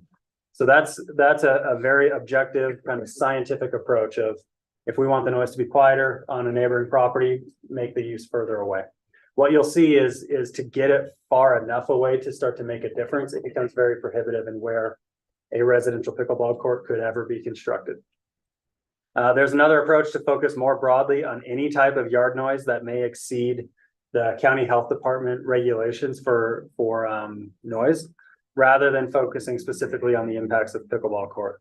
There were some concerns raised on the planning commission of equity of why are we singling out one use or one court sport over another. So that was an option as well, is let's approach this more broadly of just acknowledging that there are numerous issues that could create noise impacts. Another option, requiring a building permit with an affidavit that commits the applicant to staying below the noise ordinance threshold. I'll explain this in a little bit. We have a few procedures we do something like this with currently. And then another option of requiring neighbor consent from adjacent neighbors when sport courts are constructed. And maybe the reality is that the ideal solution will be some sort of combination of multiple of these things. This isn't to say there are 4 different lanes that we need to choose from and to stay in one. So like I said, the commissioners on the planning commission were in favor of getting input from the council. So here's some background information of just demonstrating why pickleball in general is a little bit different, even as an outdoor sport usage than other sport court uses can be. It produces sounds at a louder level, 70 decibels at 100 feet distance, which is similar. The frequency and the cadence of a pickleball being played is going to be different than these examples, but volume wise, it ranks up there with, vacuum cleaner, freeway traffic, loud appliances, that kind of thing. The outdoor decibel threshold, the best we could find in the county health department ordinance is a little complicated, is about 55 to 60 decibels is the acceptable range. And there are differences in that noise ordinance for sustained noise versus peaks of noise. So this is just a general 55 to 60 is what we're targeting per that county noise ordinance. As an example, tennis is about 40 decibels at 100 feet away. Pickleball, again, also produces a higher pitch. So the volume, not the volume, or the tone of the pickleball being hit, where it's a plastic paddle and a plastic ball, it is a higher hertz is how that's measured, but it's a higher hertz than other uses, and kind of associated with other tones that are historically, maybe kind of obnoxious, like a flute or a garbage truck, a truck in reverse, dropping something hard on a hard surface. Is there maybe something that might be similar? That would be a ping pong, or perhaps even Sure. billiards. Sure, yeah, Pool. yeah, which are Typically historically indoor items. uses, much but- smaller, so you know, you But I take mean, ping pong it's and make same it bigger kind and yeah, it's similar. There were other concerns. So the three concerns that the council heard that you'll remember were mainly two, but lighting and noise were two major concerns raised. And then fencing to a lesser extent was raised as a concern of having large fences on property lines without you know, being able to provide input. In staff's analysis, we have good mechanisms in place that regulate lighting and fencing right now. The courts that we've seen that have had lighting issues have been because those lights were installed without getting proper approval from the city, without getting proper permits. Our outdoor lighting ordinance is fairly restrictive. So we believe as staff that if a sport court were to come in and wanted to do outdoor lighting and complied with our ordinance, that the lighting may not actually be a substantial issue in this case. Now, I will say the best practices for a lot of outdoor sports and pickleball in general are lights that are much brighter, much taller, a much harsher color than what our ordinance already allows. So we're not looking at what works best for a pickleball court. We're looking at what our ordinance already allows. And if lighting is installed with a sports court compliant with our ordinance, we don't think there's a major issue there because we cover things like the total brightness of those lights, light trespass and making sure those things are cut off, limiting the maximum height of light fixtures. So we have pretty good regulations in place for that. Fencing, again, I also think we have pretty good standards in place for. We have limits of how tall a fence can be if it's located on a property line. It's 6 feet by right, just as a permitted use. You can go build a 6-foot fence on your property line without any permission from the city. You can go up to 8 and subsequently up to 12, kind of escalating levels of conditional use permits required. Anything above 8 and under 12 requires neighbor's consent. If fences are set back off the property That's line, what we currently have. this is We current. actually have a. All of this is current. neighbor- Okay. Mhm. 12-foot yellow pet line. If you set back your fence and treat it essentially as an accessory building, so you create a setback from property lines, you can go up to 14 feet. And that's fairly common in these sport court, outdoor court fences that we see. We see fences that are 10, 12, 14 feet in height. So either they would need to go through a conditional use process if those are on the property line or be set back off the property line. In any case, we don't necessarily see fencing as a major concern. So that kind of leaves us with noise as the primary concern that we've heard from members of the public. And that's been our primary objective in how do we best address the noise impacts of this use. There are certain types of mitigation that have varying effects and pros and cons in terms of if we codified some of these things, how feasible is it going to be to regulate it, to enforce it, et cetera. One is quiet paddles and balls. You know, that doesn't reduce the noise greatly. The research is kind of up and down out there, but seems to only reduce noise levels about 5 decibels. That becomes an issue as well of the city. I don't think wanting to go do equipment checks when there's a backyard pickleball game being played. There are other options though as well. You can have acoustic wraps or soundproofing or sound dampening wraps that you can install around fencing. And if you install kind of the Cadillac of acoustic wraps, you can really see some noise reduction there, 32 decibels. There's a ton of options for that as well. One option would be to require some sort of noise mitigation study that would try to quantify before a permit's issued how much a particular treatment would reduce noise and try to get that to an acceptable level. Vegetation, you can do trees and shrubs and things like that. The effectiveness is very highly variable based on what you're installing and based on the season of the year. But that can help. And then obviously indoor courts, you put the noise inside and you're mitigating that with walls, obviously. And then distance. And again, distance is how we typically mitigate from natural hazards like fault lines and slopes. We basically say, hey, you can get within a certain range if you engineer it right, otherwise just stay away. So we're taking a kind of a similar approach. You know, the cleanest way to mitigate noise impacts is to just create distance. What that means though, and based on what we've read and researched, is you need about 150 feet of distance to a property line to start to see the noise decibels drop to an acceptable level. So requiring a 150-foot setback from all adjacent property lines for a residential pickleball court very quickly precludes most of the properties in the city from installing these. But So how big of a difference would that be? that reduces it If down. I'm a neighbor sitting on at my patio and then compared from property line to 150 feet away, it reduces it. That's what gets it down to that 55, 60. I thought it was kind of 100 feet. acceptable Is it level. 100 or 150? 70 to 100, it wouldn't probably get it down that far, but it would reduce it some. The studies we've read are usually more than 150. It's 200 plus. You know, that I was gonna say. So what I was the thought it 100 that you mentioned earlier? What that was that? tennis. So tennis is 40 decibels at 100 feet. I see, so 150. This here says 70 decibels at 100 feet plus the pitch. of So it's at the- 75 originally, is that what it was at? About 70, yep, 70. 70 at 100. But I'd understood you lose 6 dBs when you double the distance, which, so I was thinking, yeah, you're at 400 feet before you get down to. Yeah, and Just on a natural.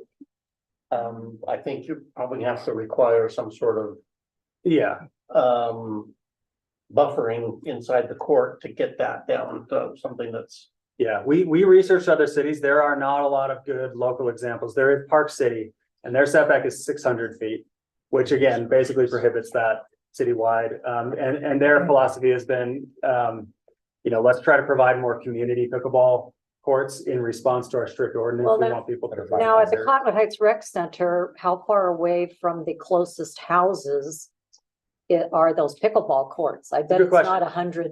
I bet it's, what could it be, It's 200 probably, feet? yeah, I mean, it's probably, because there's the park and some lawn over there. We haven't measured that, but it's, Because I mean, if we Yeah, set up an close. ordinance Mm-hmm. that says it has to be 400 feet, and then our own public pickleball courts are not complying with the ordinance. yeah, let me clarify, we're not recommending 400 or our recommendation was start at 150.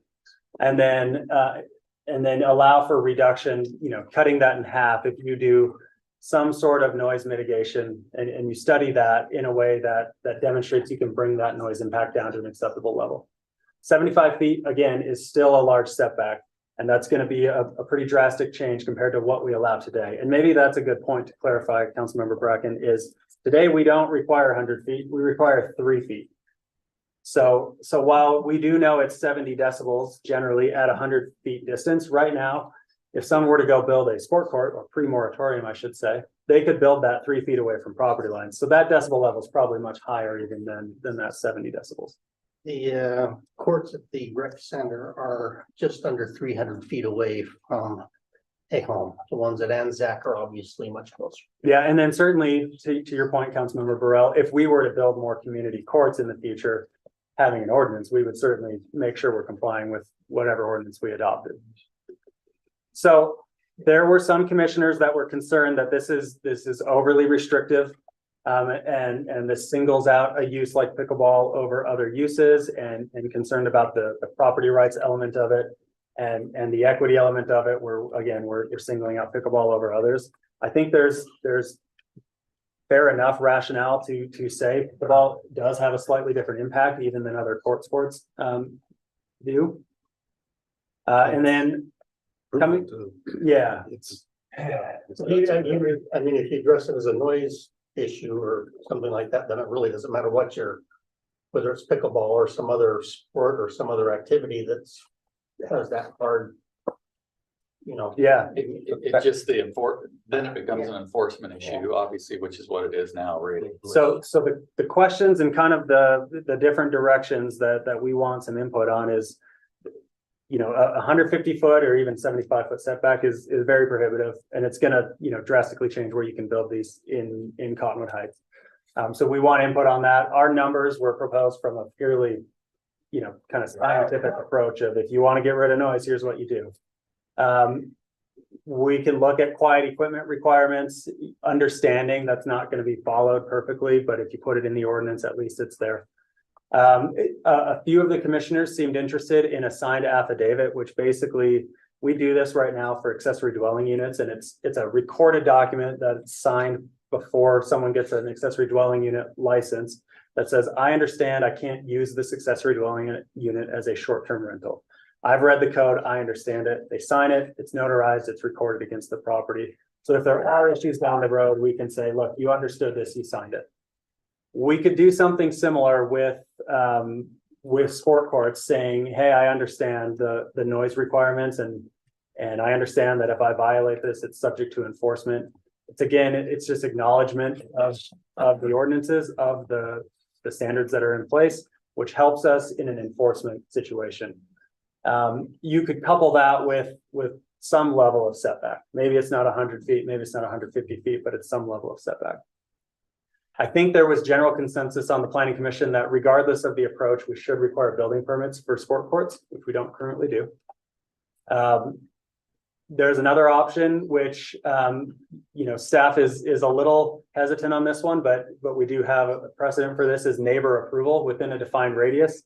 So maybe you have a general setback, and if you're closer than that, you have to go get neighbors' consent. The problem with that is neighbors change over time and things come and go. So it's basically, you have a good reputation with your neighbors right now. Spot because we always kind of avoided that because it's about the next person who moves in, or they get a new renter, or they get a new grandma. It's a bit subjective. And typically that I've seen in other cities that have had ordinances similar to that, it's at the time that you're getting a permit, you obtain that sign off, and it doesn't mean that you have to stop the use if there are new neighbors that don't like it. It's at that time To of get it permit, approved, and yeah. so you get approval based on that.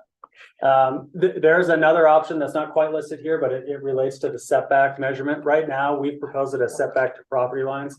You could look at a setback to adjacent structures. So you're not stopping that measurement at the property line. You're measuring to the nearest structure on an adjacent property. Some precedent for that is how we do chicken licenses. So chicken coops, and they have to be a certain distance away from other structures. That can change over time because structures can be rebuilt and redeveloped. So that becomes somewhat subjective as well. But again, there's precedent for that. And that would provide maybe a little bit relief so that you don't have to have the decibels at an acceptable level right on the property line. If someone's got a huge backyard, we're trying to protect the noise when they're in their house, kind of enjoying, their private property. They may want to barbecue. Sure. This is all to say there was not consensus on the planning commission, and I'd love some philosophical high level direction from the council that we can put in an ordinance and bring back. This is what I think makes it so difficult. So there's a game called Paddle Smash. Paddle Smash was started by Utahns who went on Shark Tank recently, and they're combining pickleball with spike ball. If you've ever played spike ball, and they're doing it. It's a different sport, but you don't have to have the resources to build a pickleball court. Now, is this one where you hold the paddle and it goes back and forth across? No, you're smashing it. So you're smashing it with regular cadence. I'm not familiar with this. No, imagine a giant net. It's like a trampoline / net in the middle, and you're smashing it as hard as you can down in the middle to go bounce out and away, and the other person's trying to get it back to their partner to smash it back in. So you're smashing pickleball. Well, actually, what you just described, and I realize now I did play that a year or two ago on the beach. Yeah. But it does not, what I'm pointing out is playing that game does not have the of pickleball, so that it does. It's a pickleball with a pickleball paddle. Yeah, but I played it and it's hit. This is a new sport. Okay. I'm mentioning something this is brand new. I know this is crazy. I only heard about it a week ago. But yeah, if we address it as a lawyer, you'd kind of be in the same thing because we don't know. There may be things like this come up. That's my point. I think I've seen a video of this. My point is, if we're gonna do something, I think it's gotta be holistic and not just a permit for a pickleball court, because there are so many activities out there, including this new sport that is combining a way for you to play pickleball without building an actual pickleball court in your backyard. It still has the noise issue. Is that illegal if someone goes on Amazon right now, buys it and plays it in their backyard? If we were to, obviously not today, but I mean, would that then be illegal? Are you calling code enforcement? And then where do you draw that line? And constitute a court. Well, we can base it on the decibels. I don't know. On the decibels in that distance. So how do To you, be the chief, how would criteria. you enforce decibels? They're decibel meters. Yeah, you have to measure it. Well, So let's there's talk kind of- about similarities that already exist. I will tell you, there are certain neighbors who have dogs. And when those dogs incessantly, as soon as the owner pulls out of the driveway, they begin to incessantly bark without stop for hours at a time. And then I call code enforcement and they talk to me about what my rights are as a resident. And do you want to do a warning or do you want to do a citation? That, you know, if you do this, it's anonymous. If you do it this way, Yeah. your neighbors will find out it was you. I think we should talk about our societal impacts. And I know one resident was advised that they could sue their neighbor, you know, take it into a civil action. So we want to, in my opinion, one of the goals that the council needs to be thinking about is avoiding setting up anything that will become you know, difficult and unpleasant within neighborhoods where neighbors are having to certainly litigate against their neighbors, but also in the way that we've dealt with dog barking, come up with something.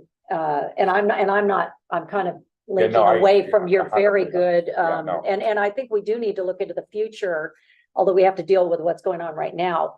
But I still, well, let me also link over to something that I just learned about recently, and that is that the way Midway is dealing with this, where they do have quite large properties, and they have just said there can be no sport court lights on pickleball courts, which then in essence curtails the activity into the dark, into the period when people are needing, you know, in essence, the 10 p.m. to 6 a.m., you know, relief from this kind of noise. I thought that was kind of fascinating that that's how Midway chose to deal with the challenge, which I thought was pretty fascinating, that it also, you know, for all of us who are, you know, prefer dark skies type initiative and worry about residual light and that sort of thing. What, does anybody have any thoughts on that?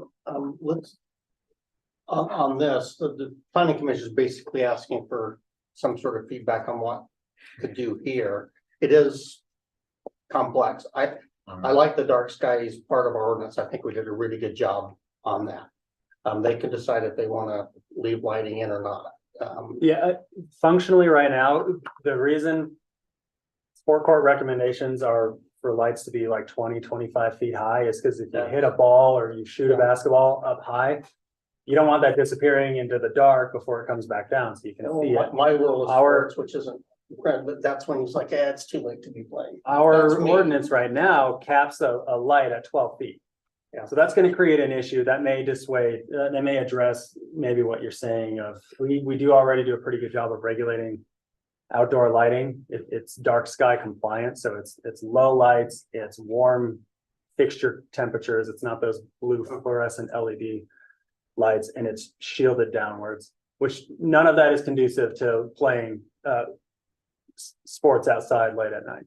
What I've seen from, I would probably still do the setbacks from the property line because people do use their backyards. It's likely that they'd be in their backyards while this was going on. And then design it with either sound mitigation so that when you get to that property line that you're at a reasonable decibel level. Let's say there's a setback. They put up a chain link fence between the neighbors. Let's say there is no setback and you're surrounded by a brick or a brick wall. What is the noise difference for those neighbors? A solid wall versus a chain link wall. Yeah, but you see what I'm saying? Because I feel like there are additional factors there where you could be 100 feet away, but there is no physical barrier at all. Yeah. How do you address that? Because frankly, I do know some homes that I've seen where they put a sports court in. There is no setback. I mean, there's a couple feet, probably 3 feet setback. Yep. And they are completely surrounded by a what's the material I'm thinking of? A cinder block wall. Yeah. And it's probably 6-ish feet tall. Does, you know, is that actually less of a noise problem for their neighbor than if you were 100 feet and there was nothing, it was just pure open space? Yeah, it's a good question. And I think that's why the recommendation of having a noise study where it can look at what's the material of the wall, what's the distance, what's the height of the wall. All of those become factors that can be analyzed through a permitting process. So that was in staff's original recommendation. The feedback from the commission is maybe 150 feet is a little extreme. But I do think, and I would recommend, because of the variability you're referencing, having some sort of flexibility in there for if someone wants to go in and really mitigate the noise impacts with fencing and sound dampening materials and things like that. And they can justify and prove that it will do that, then that does address the impact we're trying to mitigate. If they can prove it, because a brick wall is gonna have reverberation. And that can, yeah, Sounds gonna be, For sure. that can get even louder. Yeah. Yeah, Is one of this those is a things tough that issue. pitch. Yeah. And not, well, It is, that's. another thing that we came upon in our research was that there is a municipality in Florida that is using an ordinance related to pickleball that says it is limited to 8 AM to 6 PM. They have an older population there, like I'm gonna leave when I live in Florida. Yeah, you can do that. There's no support if you go to pickleball. Then you're putting hours of operation on residential use, which we haven't typically done. So there's trade-offs to all of these ideas, certainly. You could say no lighting on sport courts and, take it even further than our outdoor lighting, and that might get at the, you're playing in daylight hours essentially, and then when it gets dark, you go inside. But the time of So the what- year, you're done at 5 o'clock. Yeah. That'd be tough. In June, we filmed the 9:30. Because I would think of, well, just from my understanding, a lot of the people playing, it's the heavy time, oftentimes, Mhm. it's 6 PM to Yeah. kind of And 10. it's usually in warmer weather when it is brighter later.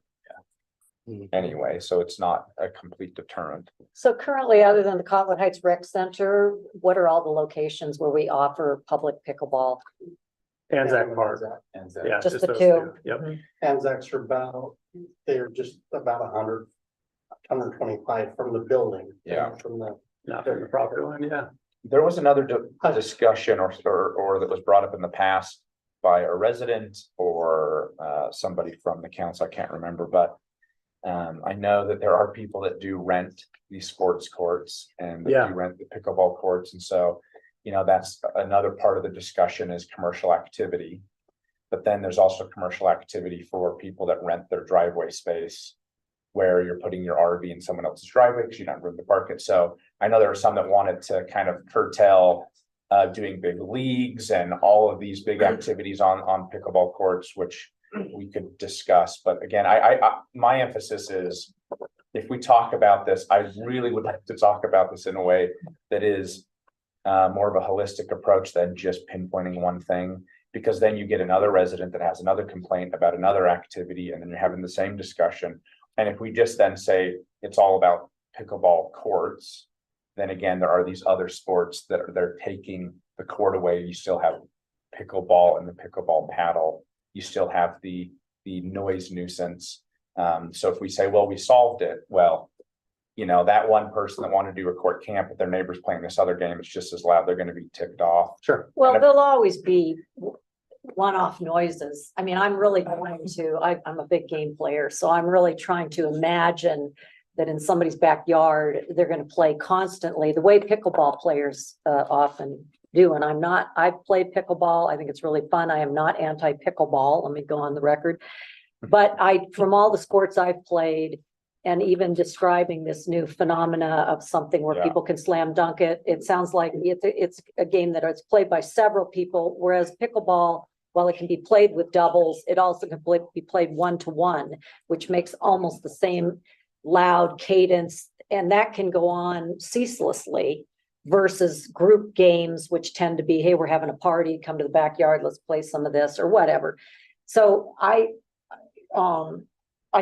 do think that the noise and the reason why there's been such an uproar with surrounding neighbors is that the cadence and the ability to play on a concrete court for many, many hours, especially into the night, is rather unprecedented. It's different than basketball, tennis, anything that we can think of really. It's a phenomena that is fascinating and wonderful and healthy. But is it for the common good? I mean, I don't want neighborhood, I don't see it, I mean, selfishly, I don't see it anywhere in the We neighborhood that I really live need to get on to being done. We're not gonna have any time to get the other subjects. So from the stuff that he brought here, the planning commission was looking for some direction. They're concerned with a 150-foot or even a 75-foot setback. So if based on this discussion and what I've Do you heard have from the enough to commission, take it back? what I may recommend, and I want to run this by you, is requiring a permit. We can have them sign the affidavit. Because you're talking about usage. The use of your property that violates the noise ordinance is an issue, maybe separate from the actual. I don't know what the appetite here is, but I don't support this affidavit idea. I don't, does anybody else think that's a good idea? That's just acknowledging, no, not a signed consent form, an affidavit saying, I understand what the noise rules are when you build your sport court. I understand that I cannot exceed, 65. Because I think I'm interested in things that are enforceable.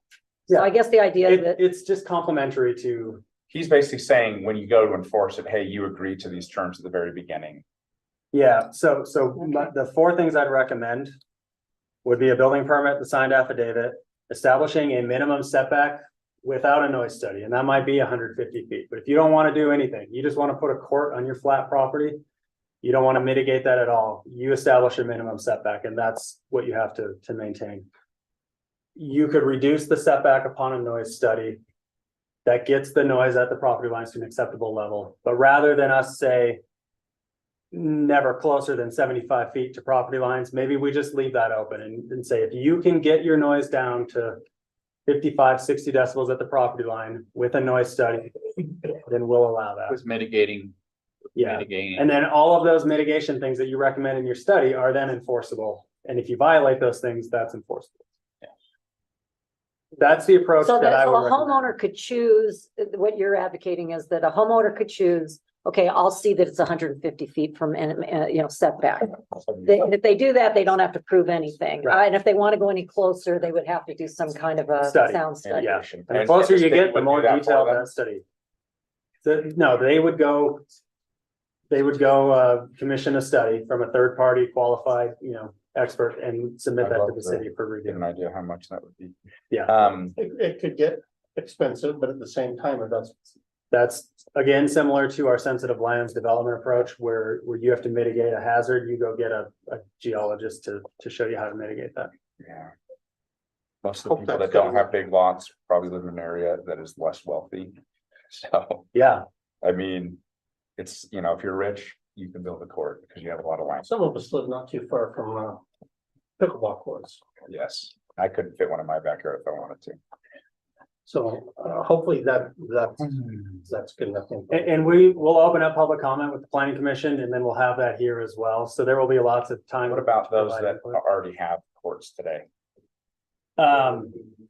If the courts don't require permits today, so they're allowed, as long as they're compliant with whatever standards are in place.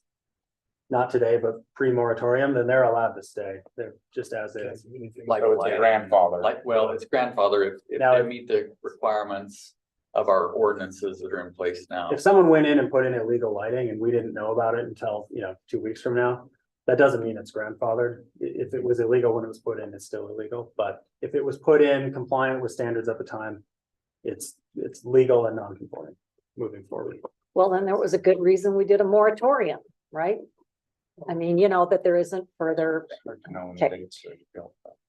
So we'll prepare a draft with kind of that concept and take that forward, and this will come back. The council's the final say, so keep thinking about it and you'll get Well, yeah, another. the ordinance ultimately needs to get council approval. The planning commission will do their bit and send it for approval. Okay, thank you, but this, I did want to mention, Tim kind of said this beforehand, but we have always had really good staff.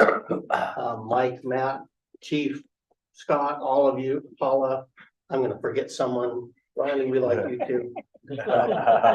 But they do a really good job and they bring us information and behooves us to, we can always ask questions, we can always, seek more understanding, but for the most part, it's always been really good to listen to what's being suggested based on the expertise, because that is why they're there. Our next item on the thing is with the work union traffic and speed discussion. This will Tim wanted to say a little bit, and then we'll kick that over to Matt Shipp and Chief Russo. I do want to, in the end, we have used a lot of time. I would like to keep this to the subject at hand and not get too far afield, just so we can discuss this to what we really want to do and look at going forward. Tim sent out some statute stuff yesterday. Yeah. So that's probably relevant as well. Yeah. So I just want to give just an intro into this this topic, and we have Chief Russo and Matt Shipp that are our experts when it comes to these types of issues related to speed and related to enforcement on roads. But this is a timely discussion. There have been some sad things that have occurred in our community. I think when we've sent out information on press releases and others about how devastating it is when you have pedestrians that are injured and that are, it's one of the worst things. It's one of the worst calls I get from Chief Russo. And I know that it's one of the worst calls that all of you get as elected officials. I want people to know, the public to know, that these are difficult issues. There's things we worry day in and day out about the safety of our residents. It's at the forefront of our minds, and it's something that's so critical for us. And with these incidents that occurred, there were 3 incidents on Fort Union that occurred in a very short amount of time. There were driver impaired drivers driving under the influence on 2 of those. Speed wasn't a factor. It was those issues, as well as the other one was not necessarily speed. It was just a very unfortunate situation. That being said, there have been a lot of communication about why we don't have a hawk signal in. That is in process. It has been in process for a number of months. Some people say, let's get it in tomorrow. It's not that simple when you have to relocate Rocky Mountain power lines, potential, and poles, when you have to address property acquisition to have these things in place. But we are doing all that we can to expedite those elements. So it is a timely discussion that we're going to have, but I wanted to make sure that there's some context related to this as well, related to the accidents, related to our feelings, related to safety of all of our residents at all times. And so there is a process that we have to go through, as I sent you yesterday, a process to evaluate speeds. And if that's something the council wants us to do, that's definitely what we can pursue. But I wanted to make sure that there was some context related to this before we start. And Matt, I think the other thing that I think the council as a policy body really needs to consider is, again, it's good to always be asking the questions. The incidents of the last few weeks certainly gives us a good opportunity to review what we're doing, why we're doing it, and what we should be doing. But we also need to think very carefully about if what we are doing is simply that's not the correct way, is just to address outcry or to address the issue. I think as far as the DUI, we've done a pretty good job of starting to address that issue, putting new people on the road. That enforcement, that will get out there. There are certainly other things with the road design, the way things are, that we can look at. I've always been in favor of doing things that are actually going to have an effect rather than just putting lipstick on it and hoping that a consistent one is putting up a stop sign because everybody wants a stop sign when it's unwarranted. I don't tend to go that way, but I'd like to hear what Director Shipp and Chief Russo have to say about Fort Union Boulevard, and then we can hopefully have a direction and figure out what next step to take. Okay, Mayor and Council, I'm sorry, Mayor Pro Tem and Council. We were asked to look at the regulations and rules regarding speed limits on Fort Union, or at least I was. And have that discussion because I understand that there was some, given the incidents obviously that have occurred these past couple of months, there's been some concerns about the speed on Fort Union, and we were asked to look at that. At the end, bottom line on speeds, just if I can, and I probably sound like a broken record when I say this. Design of a road has a great deal to do with speed. That's how you really control speed, is on design of a road. Fort Union is a big open road, and therefore I don't know the speeds on it, so I'm not going to say it's a fast or it's slow. I'm just saying it's a wide open road, so it lends itself to people driving at that comfort level for that type of road and for those things that are out there. When you do a speed study on these roads, to just arbitrarily, if you will, and I don't know if, for lack of a better term, I'm going to say that, to arbitrarily to change a speed limit, you put yourself in a situation that either you're guessing wrong on one end or guessing wrong on the other end, or vice versa, getting right or wrong. So in order to set the limits for that particular road, you need to take a few things into account. And just so you're aware, when you do a traffic study of speeds, you do look at traffic volumes, road types, road features, the setting, urban, rural, residential, things of that nature, spacing of driveways or intersections on that road, distance of sight, both horizontal and vertical sight distances, parking, pedestrians and bicycle activity on that road. All of those things come into account. They get discussed in that speed study and evaluated. So state code has some rules that they've set, and I'm not going to try to be an attorney here. Shane's right here to draw me back in, but state code has some rules that they've set on speed limits on roads. Cottonwood Heights has a section in the ordinance 11, I forget the exact code, but in that code, it talks about how to set speed limits. The transportation engineer through the council can set speed limits, but it does say recommend high, I don't remember the exact terminology, but that a study be done before making those changes, that there is an actual study done. And if you go to what we work from, FHWA, the MUTCD manual, or the Manual on Uniform Traffic Control Devices, in section 2, it does state that to set speed limits, you shall do a speed study.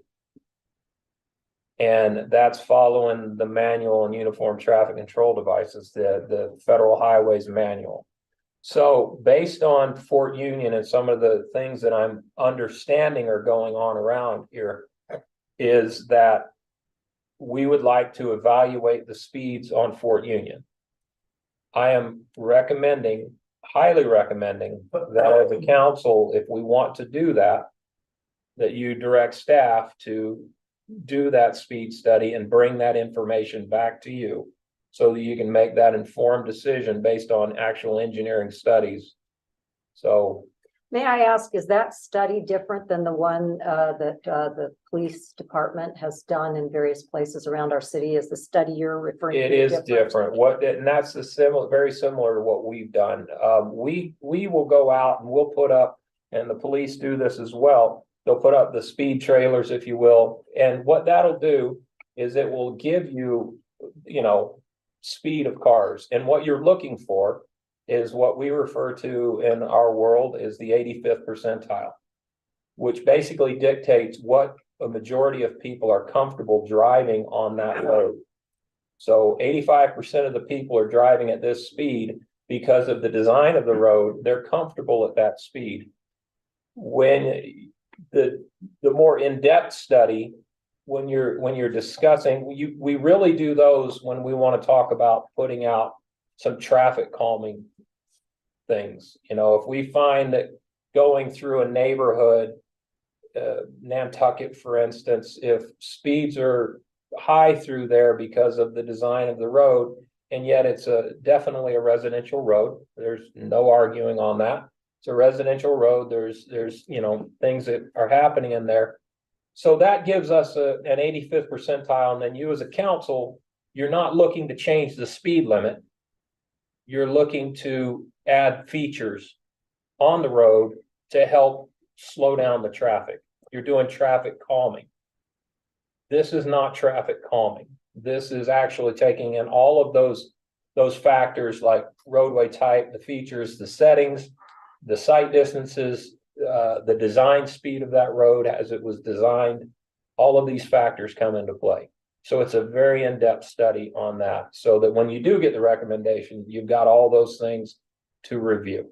What would the timeline be on a study like that? Sorry. The time of the year is important. When it starts snowing, which we're coming up on, if you've looked up, you see it's dropped to about 6,000 feet. When the snowing, obviously speeds are different. So it's the time of the year, it has to be. The snow falls. Right. Yeah. Yeah, so in some cases you may have to wait, and it can be anywhere from 2 months, depending on the time, and that's from starting to end, beginning to end. That's take data your- collection. Your or data is that- collection. That data It's collection over a and 2-month then period. putting, and then, well, I'm not saying that, that's Okay, that's the what- data what I'm at. collection. Yeah, I don't know the data collection time period. That's why I'm saying what's important is when you collect that data. You don't want to collect it in the middle of a snowstorm. Obviously, I don't want to be, I'm not being flippant about that. I'm just saying, we want to be very sure that we're collecting the data when we would consider it to be the, lack of a better term, again, the extreme. So roads are dry, clear, everything's out there, you can get the actual. And what cost is associated both with equipment and labor to gather this certain study? I am estimating anywhere between 10 and 15 to get this done. $10,000 to $15,000. Yes. Yeah, That's all. I have not gone out for a request for proposal. I haven't done any of that. So you outsource this? Yes, this Oh, is yeah. definitely an outsourced project. I mean, because I initially asked, I asked the chief, I says, there's just no way, unless I'm way out of ballpark on your police trailer, there's no way it could do it. He's like, absolutely not. This would have No, to be, this is definitely. especially when you start to discuss. And will this things. be done for a distance on either side of the crosswalk? Well, where and when would be part of the It's part of study. the and I was study gonna and the- suggest yeah. We may even want to go to multiple sites, because I was a little surprised that I found slightly higher, again, just me, but I was there with the radar gun looking up above 23rd East. That we can at least bid, but But is this just east of Highland, or are you gonna do the whole stretch? Well, that would be the direction I would ask you is if as a council, you decide you want to do this. What is your section that you want to see this in? Is it all of Fort Union? Are we concerned from 27 east through the business, the city center? I don't know what we're I calling do it. 20 to Am I right? I mean, Hillside. The hillside, sorry, through from hillside up to say 30th east 20 to 24. or yeah. I mean, from- I'm even getting complaints though from folks down by Mountain View Park. There's that crosswalk there and they feel like cars are blowing through that intersection there. I guess that crosswalk as well. Well, But I don't know if, yeah. well, one thing I will say, and Chief is definitely going to be stepping in here in a second. One thing, if we decide to do this and there is a study that comes back on the road, for instance, like Fort Union, if you try to break it up in sections, you're creating Manaway. Yeah, but that's what, that, and Good- having been good caught revenue going source through from that. Manaway, I will tell you it does occur. But, you know, we're doing that, and we've got to, so the limits are important, so as you discuss this, I will leave that in your capable hands of what the limits you would like to see. Let me ask one question. This is, and maybe this goes into the RFP. I don't know if it's allowed, but can you base? Do they come with recommendations or What does just that mean? a What? recommendation on what you might be able to do or what, or is it just, this is what it is? The final product would be recommended. Yeah, the final product is a If there- okay, if recommendation. there's recommendations. Yeah. Could they include potential things that are in, for example, the Fort Union Master Plan, where we're looking at possibly having more enhanced bike and or pedestrian? That would be the question. If we're gonna do that, we're gonna make it work, we'll at least see if we can have that potential in there, if that has an impact on the Well, recommendation. the speed study, excuse me, the speed study is gonna take into account the existing condition. So they have to kind of dictate it that way. As a council, y'all did discuss, I believe it was at our last meeting, talking about, and this was tossing things out there from 27 east, looking at taking the lanes down to, you know, 2 lanes, medians or whatever, doing some things along there. But now you're getting into a lot bigger study, because now you're doing the intersection designs and the traffic counts at those intersections. And if we do bring lanes down, for the public, I'm not advocating, nor am I disagreeing with this, but if you bring the lanes down to say 3 lanes on Fort Union, what you need to look at everything along that stretch that you're changing. What kind of impacts are, yeah, the capacity, the volumes, what kind of traffic are you pushing back? So that's, if you really want to get into this, then I'm gonna have to come back with some better numbers if you want to expand this, as was discussed a little earlier. But if you want to stick to the speed study and the speed limit study and the speed limit recommendation, that's my recommendation right now. Okay, and that does correct. And all- I personally kind of envision from Highland up to about 24th East, but that obviously is open for. I'd like, I'm Budget-wise to- probably biased, obviously, because, but if, as you go down west of Highland Drive, there are so many. There's multiple strip malls, people are coming in and out of multiple shops. There's also You've got residential communities, driveways. You've got parks. You have apartments. I feel like there's a lot going on down there, to be fair. But at the same time, I don't know what that financial sticker looks like, and that does matter. So I don't know if there's any way to get some feedback on what would the bid be for that whole stretch? What would the bid be if we did that section, we did another section at a later date? I don't know. But I'd at least, I would not want that area of Cottonwood Heights to be forgotten. I do believe there's still a ton of activity taking place there. And if I may interject something before we hear from the chief of police, along Councilman Holton's line of thought, we need to remember that there are immediate steps. There's 2 things going on. There's the public outcry. We've been waiting and waiting, and now, you know, and they're very upset. And there's immediate things that we need to deliberate on that could be done in a week or 2 weeks. From what I can understand, they're called candlesticks. There's bollards. You know, if we as a council say that safety is our #1 priority, I think we should consider doing some temporary, inexpensive, immediate actions, which are separate from this very formal and necessary process that Matt Shipp has just described. And I also think that we should hear from our Citizen Advisory Committee, which, as we know, is convening right now and envisioning the city center. May I finish, please? Because we are entering into a time when we need to scrutinize. Trying to keep this one subject. And I am definitely keeping it to the subject, Mayor Pro Tem. What I am trying to communicate is that we have an opportunity to realize that these problems are part of not only now, but a longer term effort to create a main street on Fort Union Boulevard that is part of our Fort Union Boulevard master plan. And if we are going to end up going to great expense, which I like Councilman Bracken's or Holton's idea of saying what would be the cost of doing something in a much shorter section, or what would be going all the way to 3,000 East or 2,700 East, all the way to Montview Park, or possibly even closer to the commercial district. So getting those two bids, I think, is a great idea. And also checking in with our citizenry and our envisioning. Are we really going after a Main Street feeling as we develop an anchor to that Main Street called the new city center?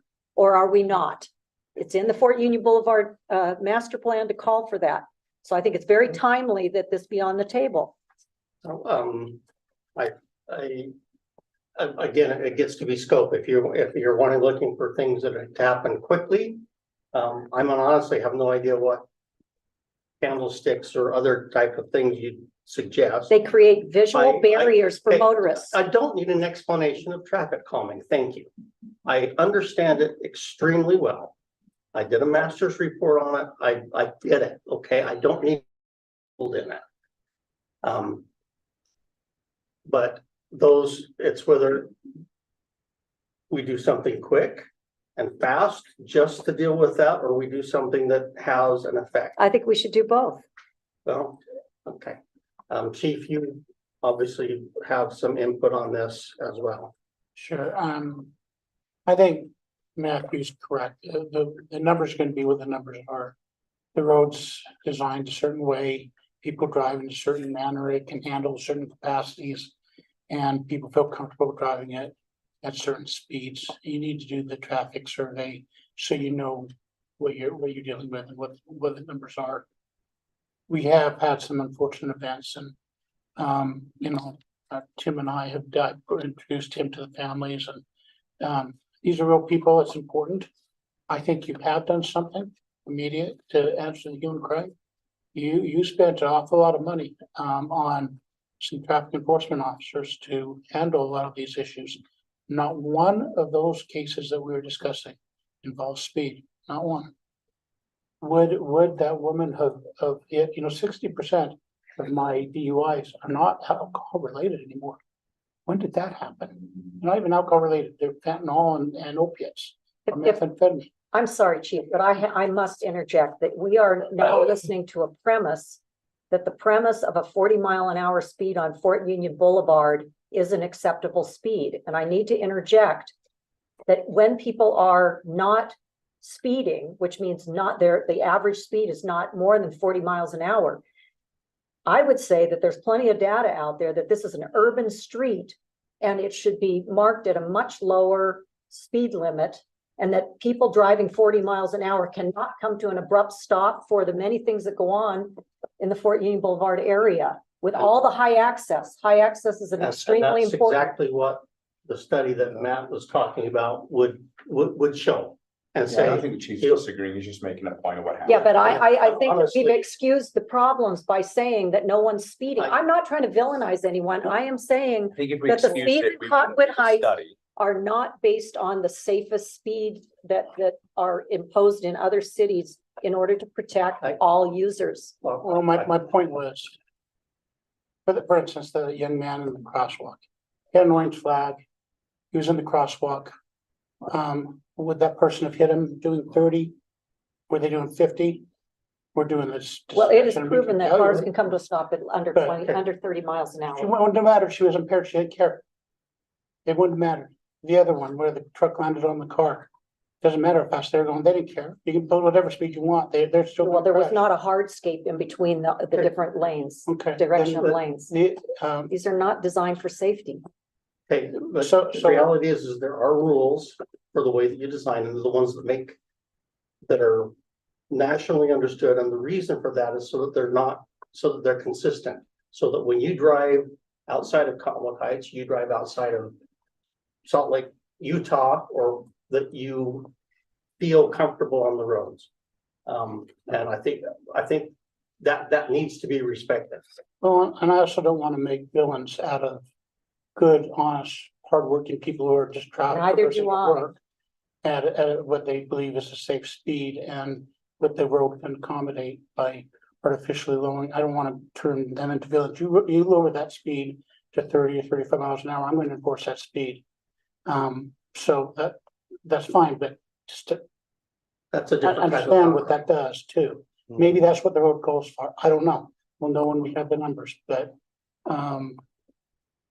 I just don't want That to being said, and I'll create ask, villains out of everybody else. I'll ask Tim, I mean, can we, is there a staff time to put together some sort of temporary, more immediate measures on Fort Union with candlesticks or other visual barriers that may have some impact? That's a study that's just one that I know. We'll be up and running. We'll be up and running in 2 weeks With, on the traffic unit. They're gonna be up Okay. and running and they'll be running Well, and doing enforcement. Yeah. I mean, and I don't, just because I don't I'm know not what just it looks speed. like, doesn't make it. That's reckless automatically- driving, impaired driving, uninsured motorists, red lights, lane changes. That's everything. And I think that will have I think an that's impact. a That fair impact tends to be a little bit longer. I agree. lasting. But I mean, unless they're, I mean, Well, we need direction on, do you wanna, I for think number we one, do you definitely wanna the do Study. a study? Where do you want the study done? If we wanna do it from Mount View, Is there any way to get To feedback 2400. on what that cost would be? the cost will be, I have to. You'd have to 15 to RFP 40. it. Got it. Okay. so It could be 40 we or- need that direction first. Do you want us to do that? That's the first step of evaluating whether we wanna drop speed or not. As far as other elements of design elements, that's a more in-depth look.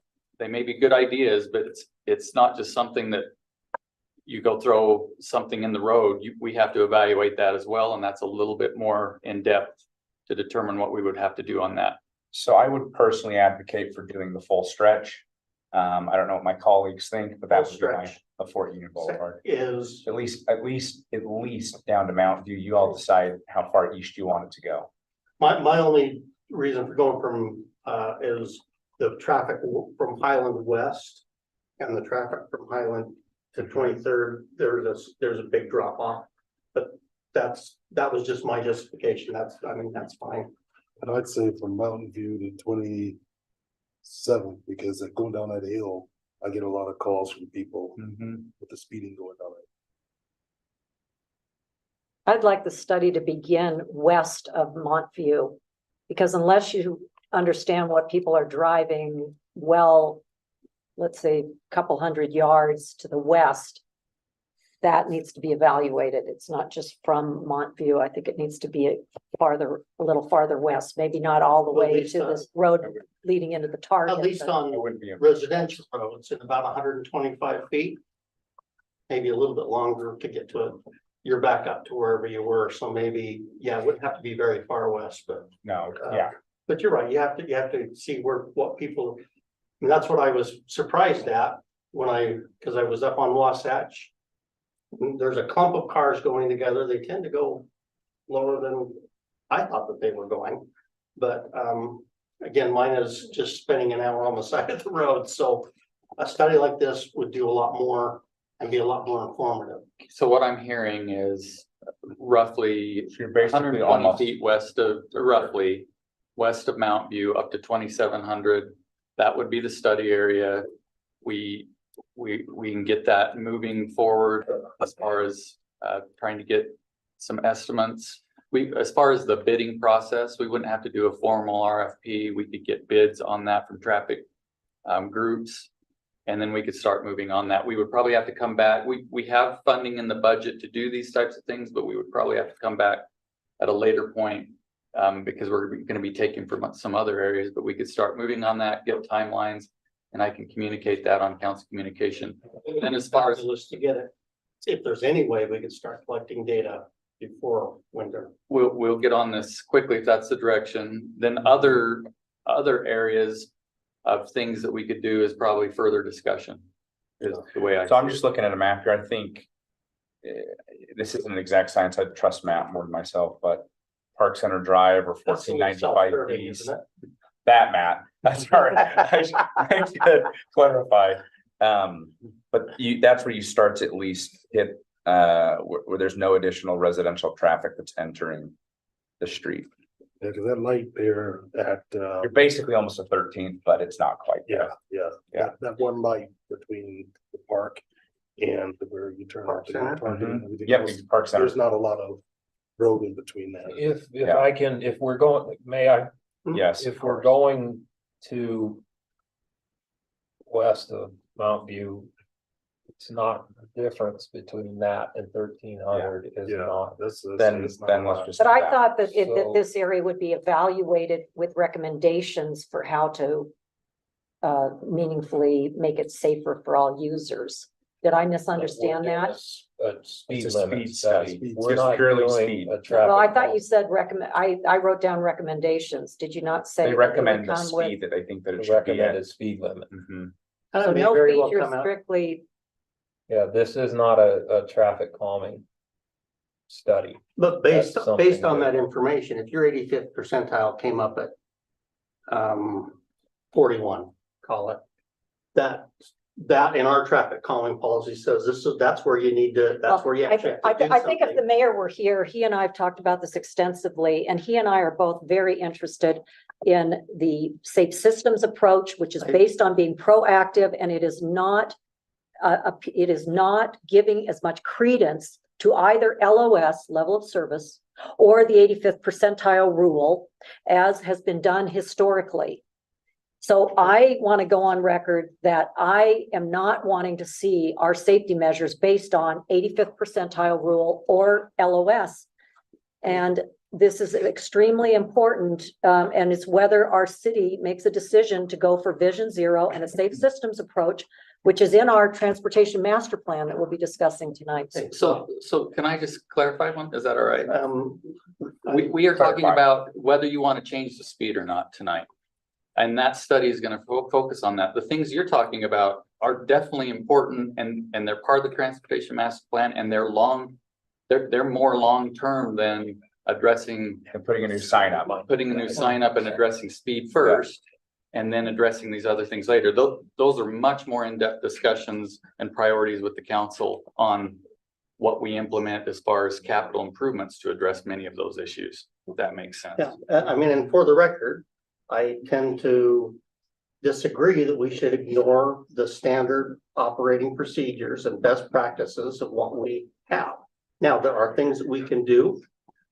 There may be a very good legitimate reason to change that speed limit to 35. And if that comes out of the report, I would be supportive of it. It doesn't mean we have to keep it that way. There are options. There aren't shoulders on that road. I'm like, that might be a good enough reason in and of itself. I don't know, but I'd like to have the engineers, I'd like to have a report to It's an say, initial. in that kind of situation, that this one's a little sketchy, maybe you ought to do this.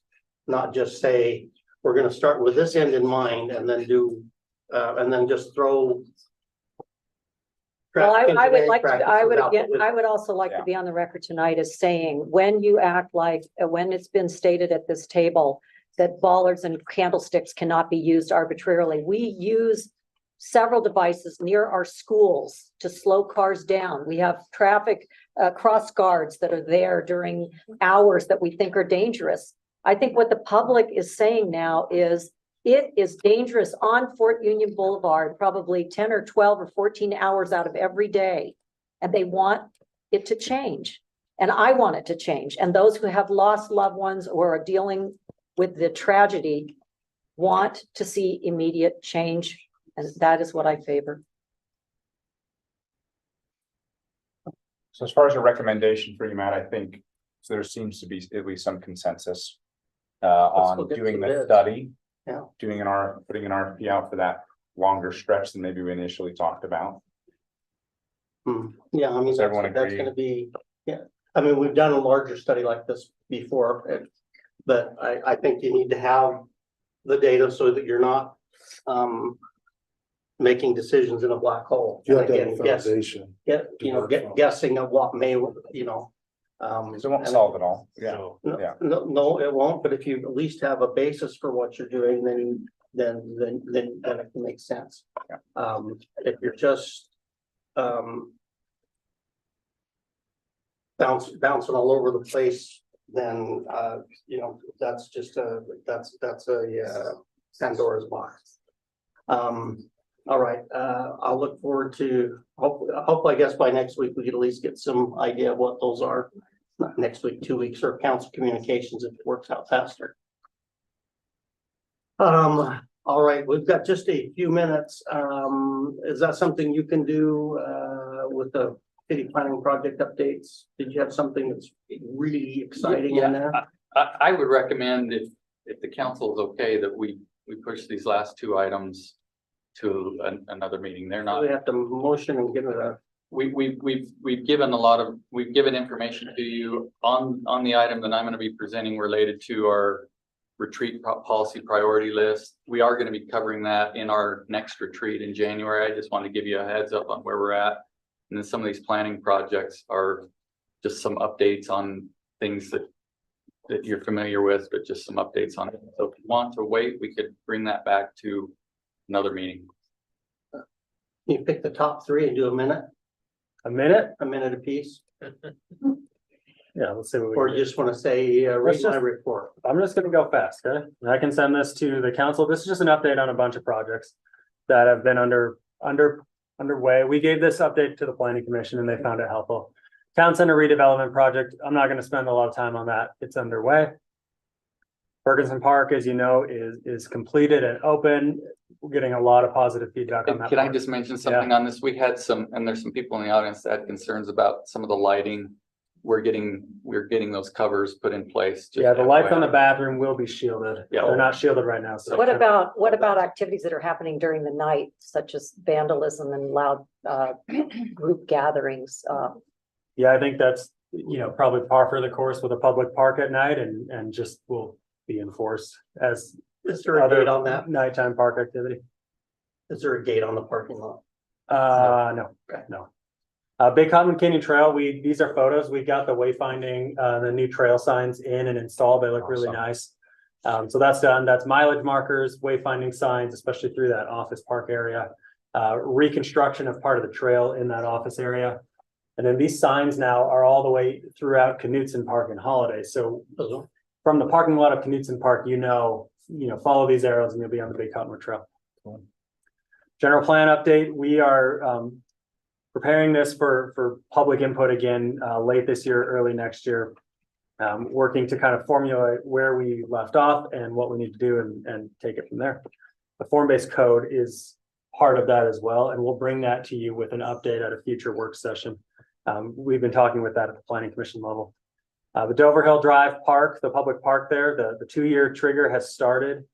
So that park will be complete and open per our development agreement with Ivory in the next 18 months maximum. East Jordan Canal feasibility study, we're working on this. This is a feasibility study, not a master plan or a proposal for development, but what it would take to extend the East Jordan Canal further along the back of Mount View Park and connect that into other trail opportunities. This report is well underway. We did a site visit with Salt Lake City Public Utilities a couple of weeks ago. We'll bring that to the council, in the next couple meetings probably. And then other ongoing projects, Transportation Master Plan, public comment tonight.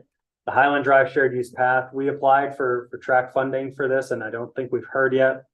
The Little Cottonwood Canyon, Bonneville Shoreline Trail, trailhead design. This is that 26-acre parcel that we purchased as a city. We're doing some conceptual, very rough preliminary design work for what a trailhead could look like there. We'll bring that to the council when that's refined and ready. And then the Fort Union Boulevard Shared Use Path bike lane project that connects the two residential developments across from Mount View Park down past the fire station with a grade separated bike lane and then a separate sidewalk. That's underway as well. We're just about to start the property acquisition process for that. Amazing. There you go. Thank you. That was good. All right. So I mentioned one other thing. Yeah.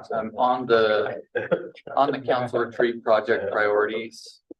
There was a question earlier about where the council goes on a retreat. The retreat is an all-day session with the council to work through policy priorities for the upcoming year.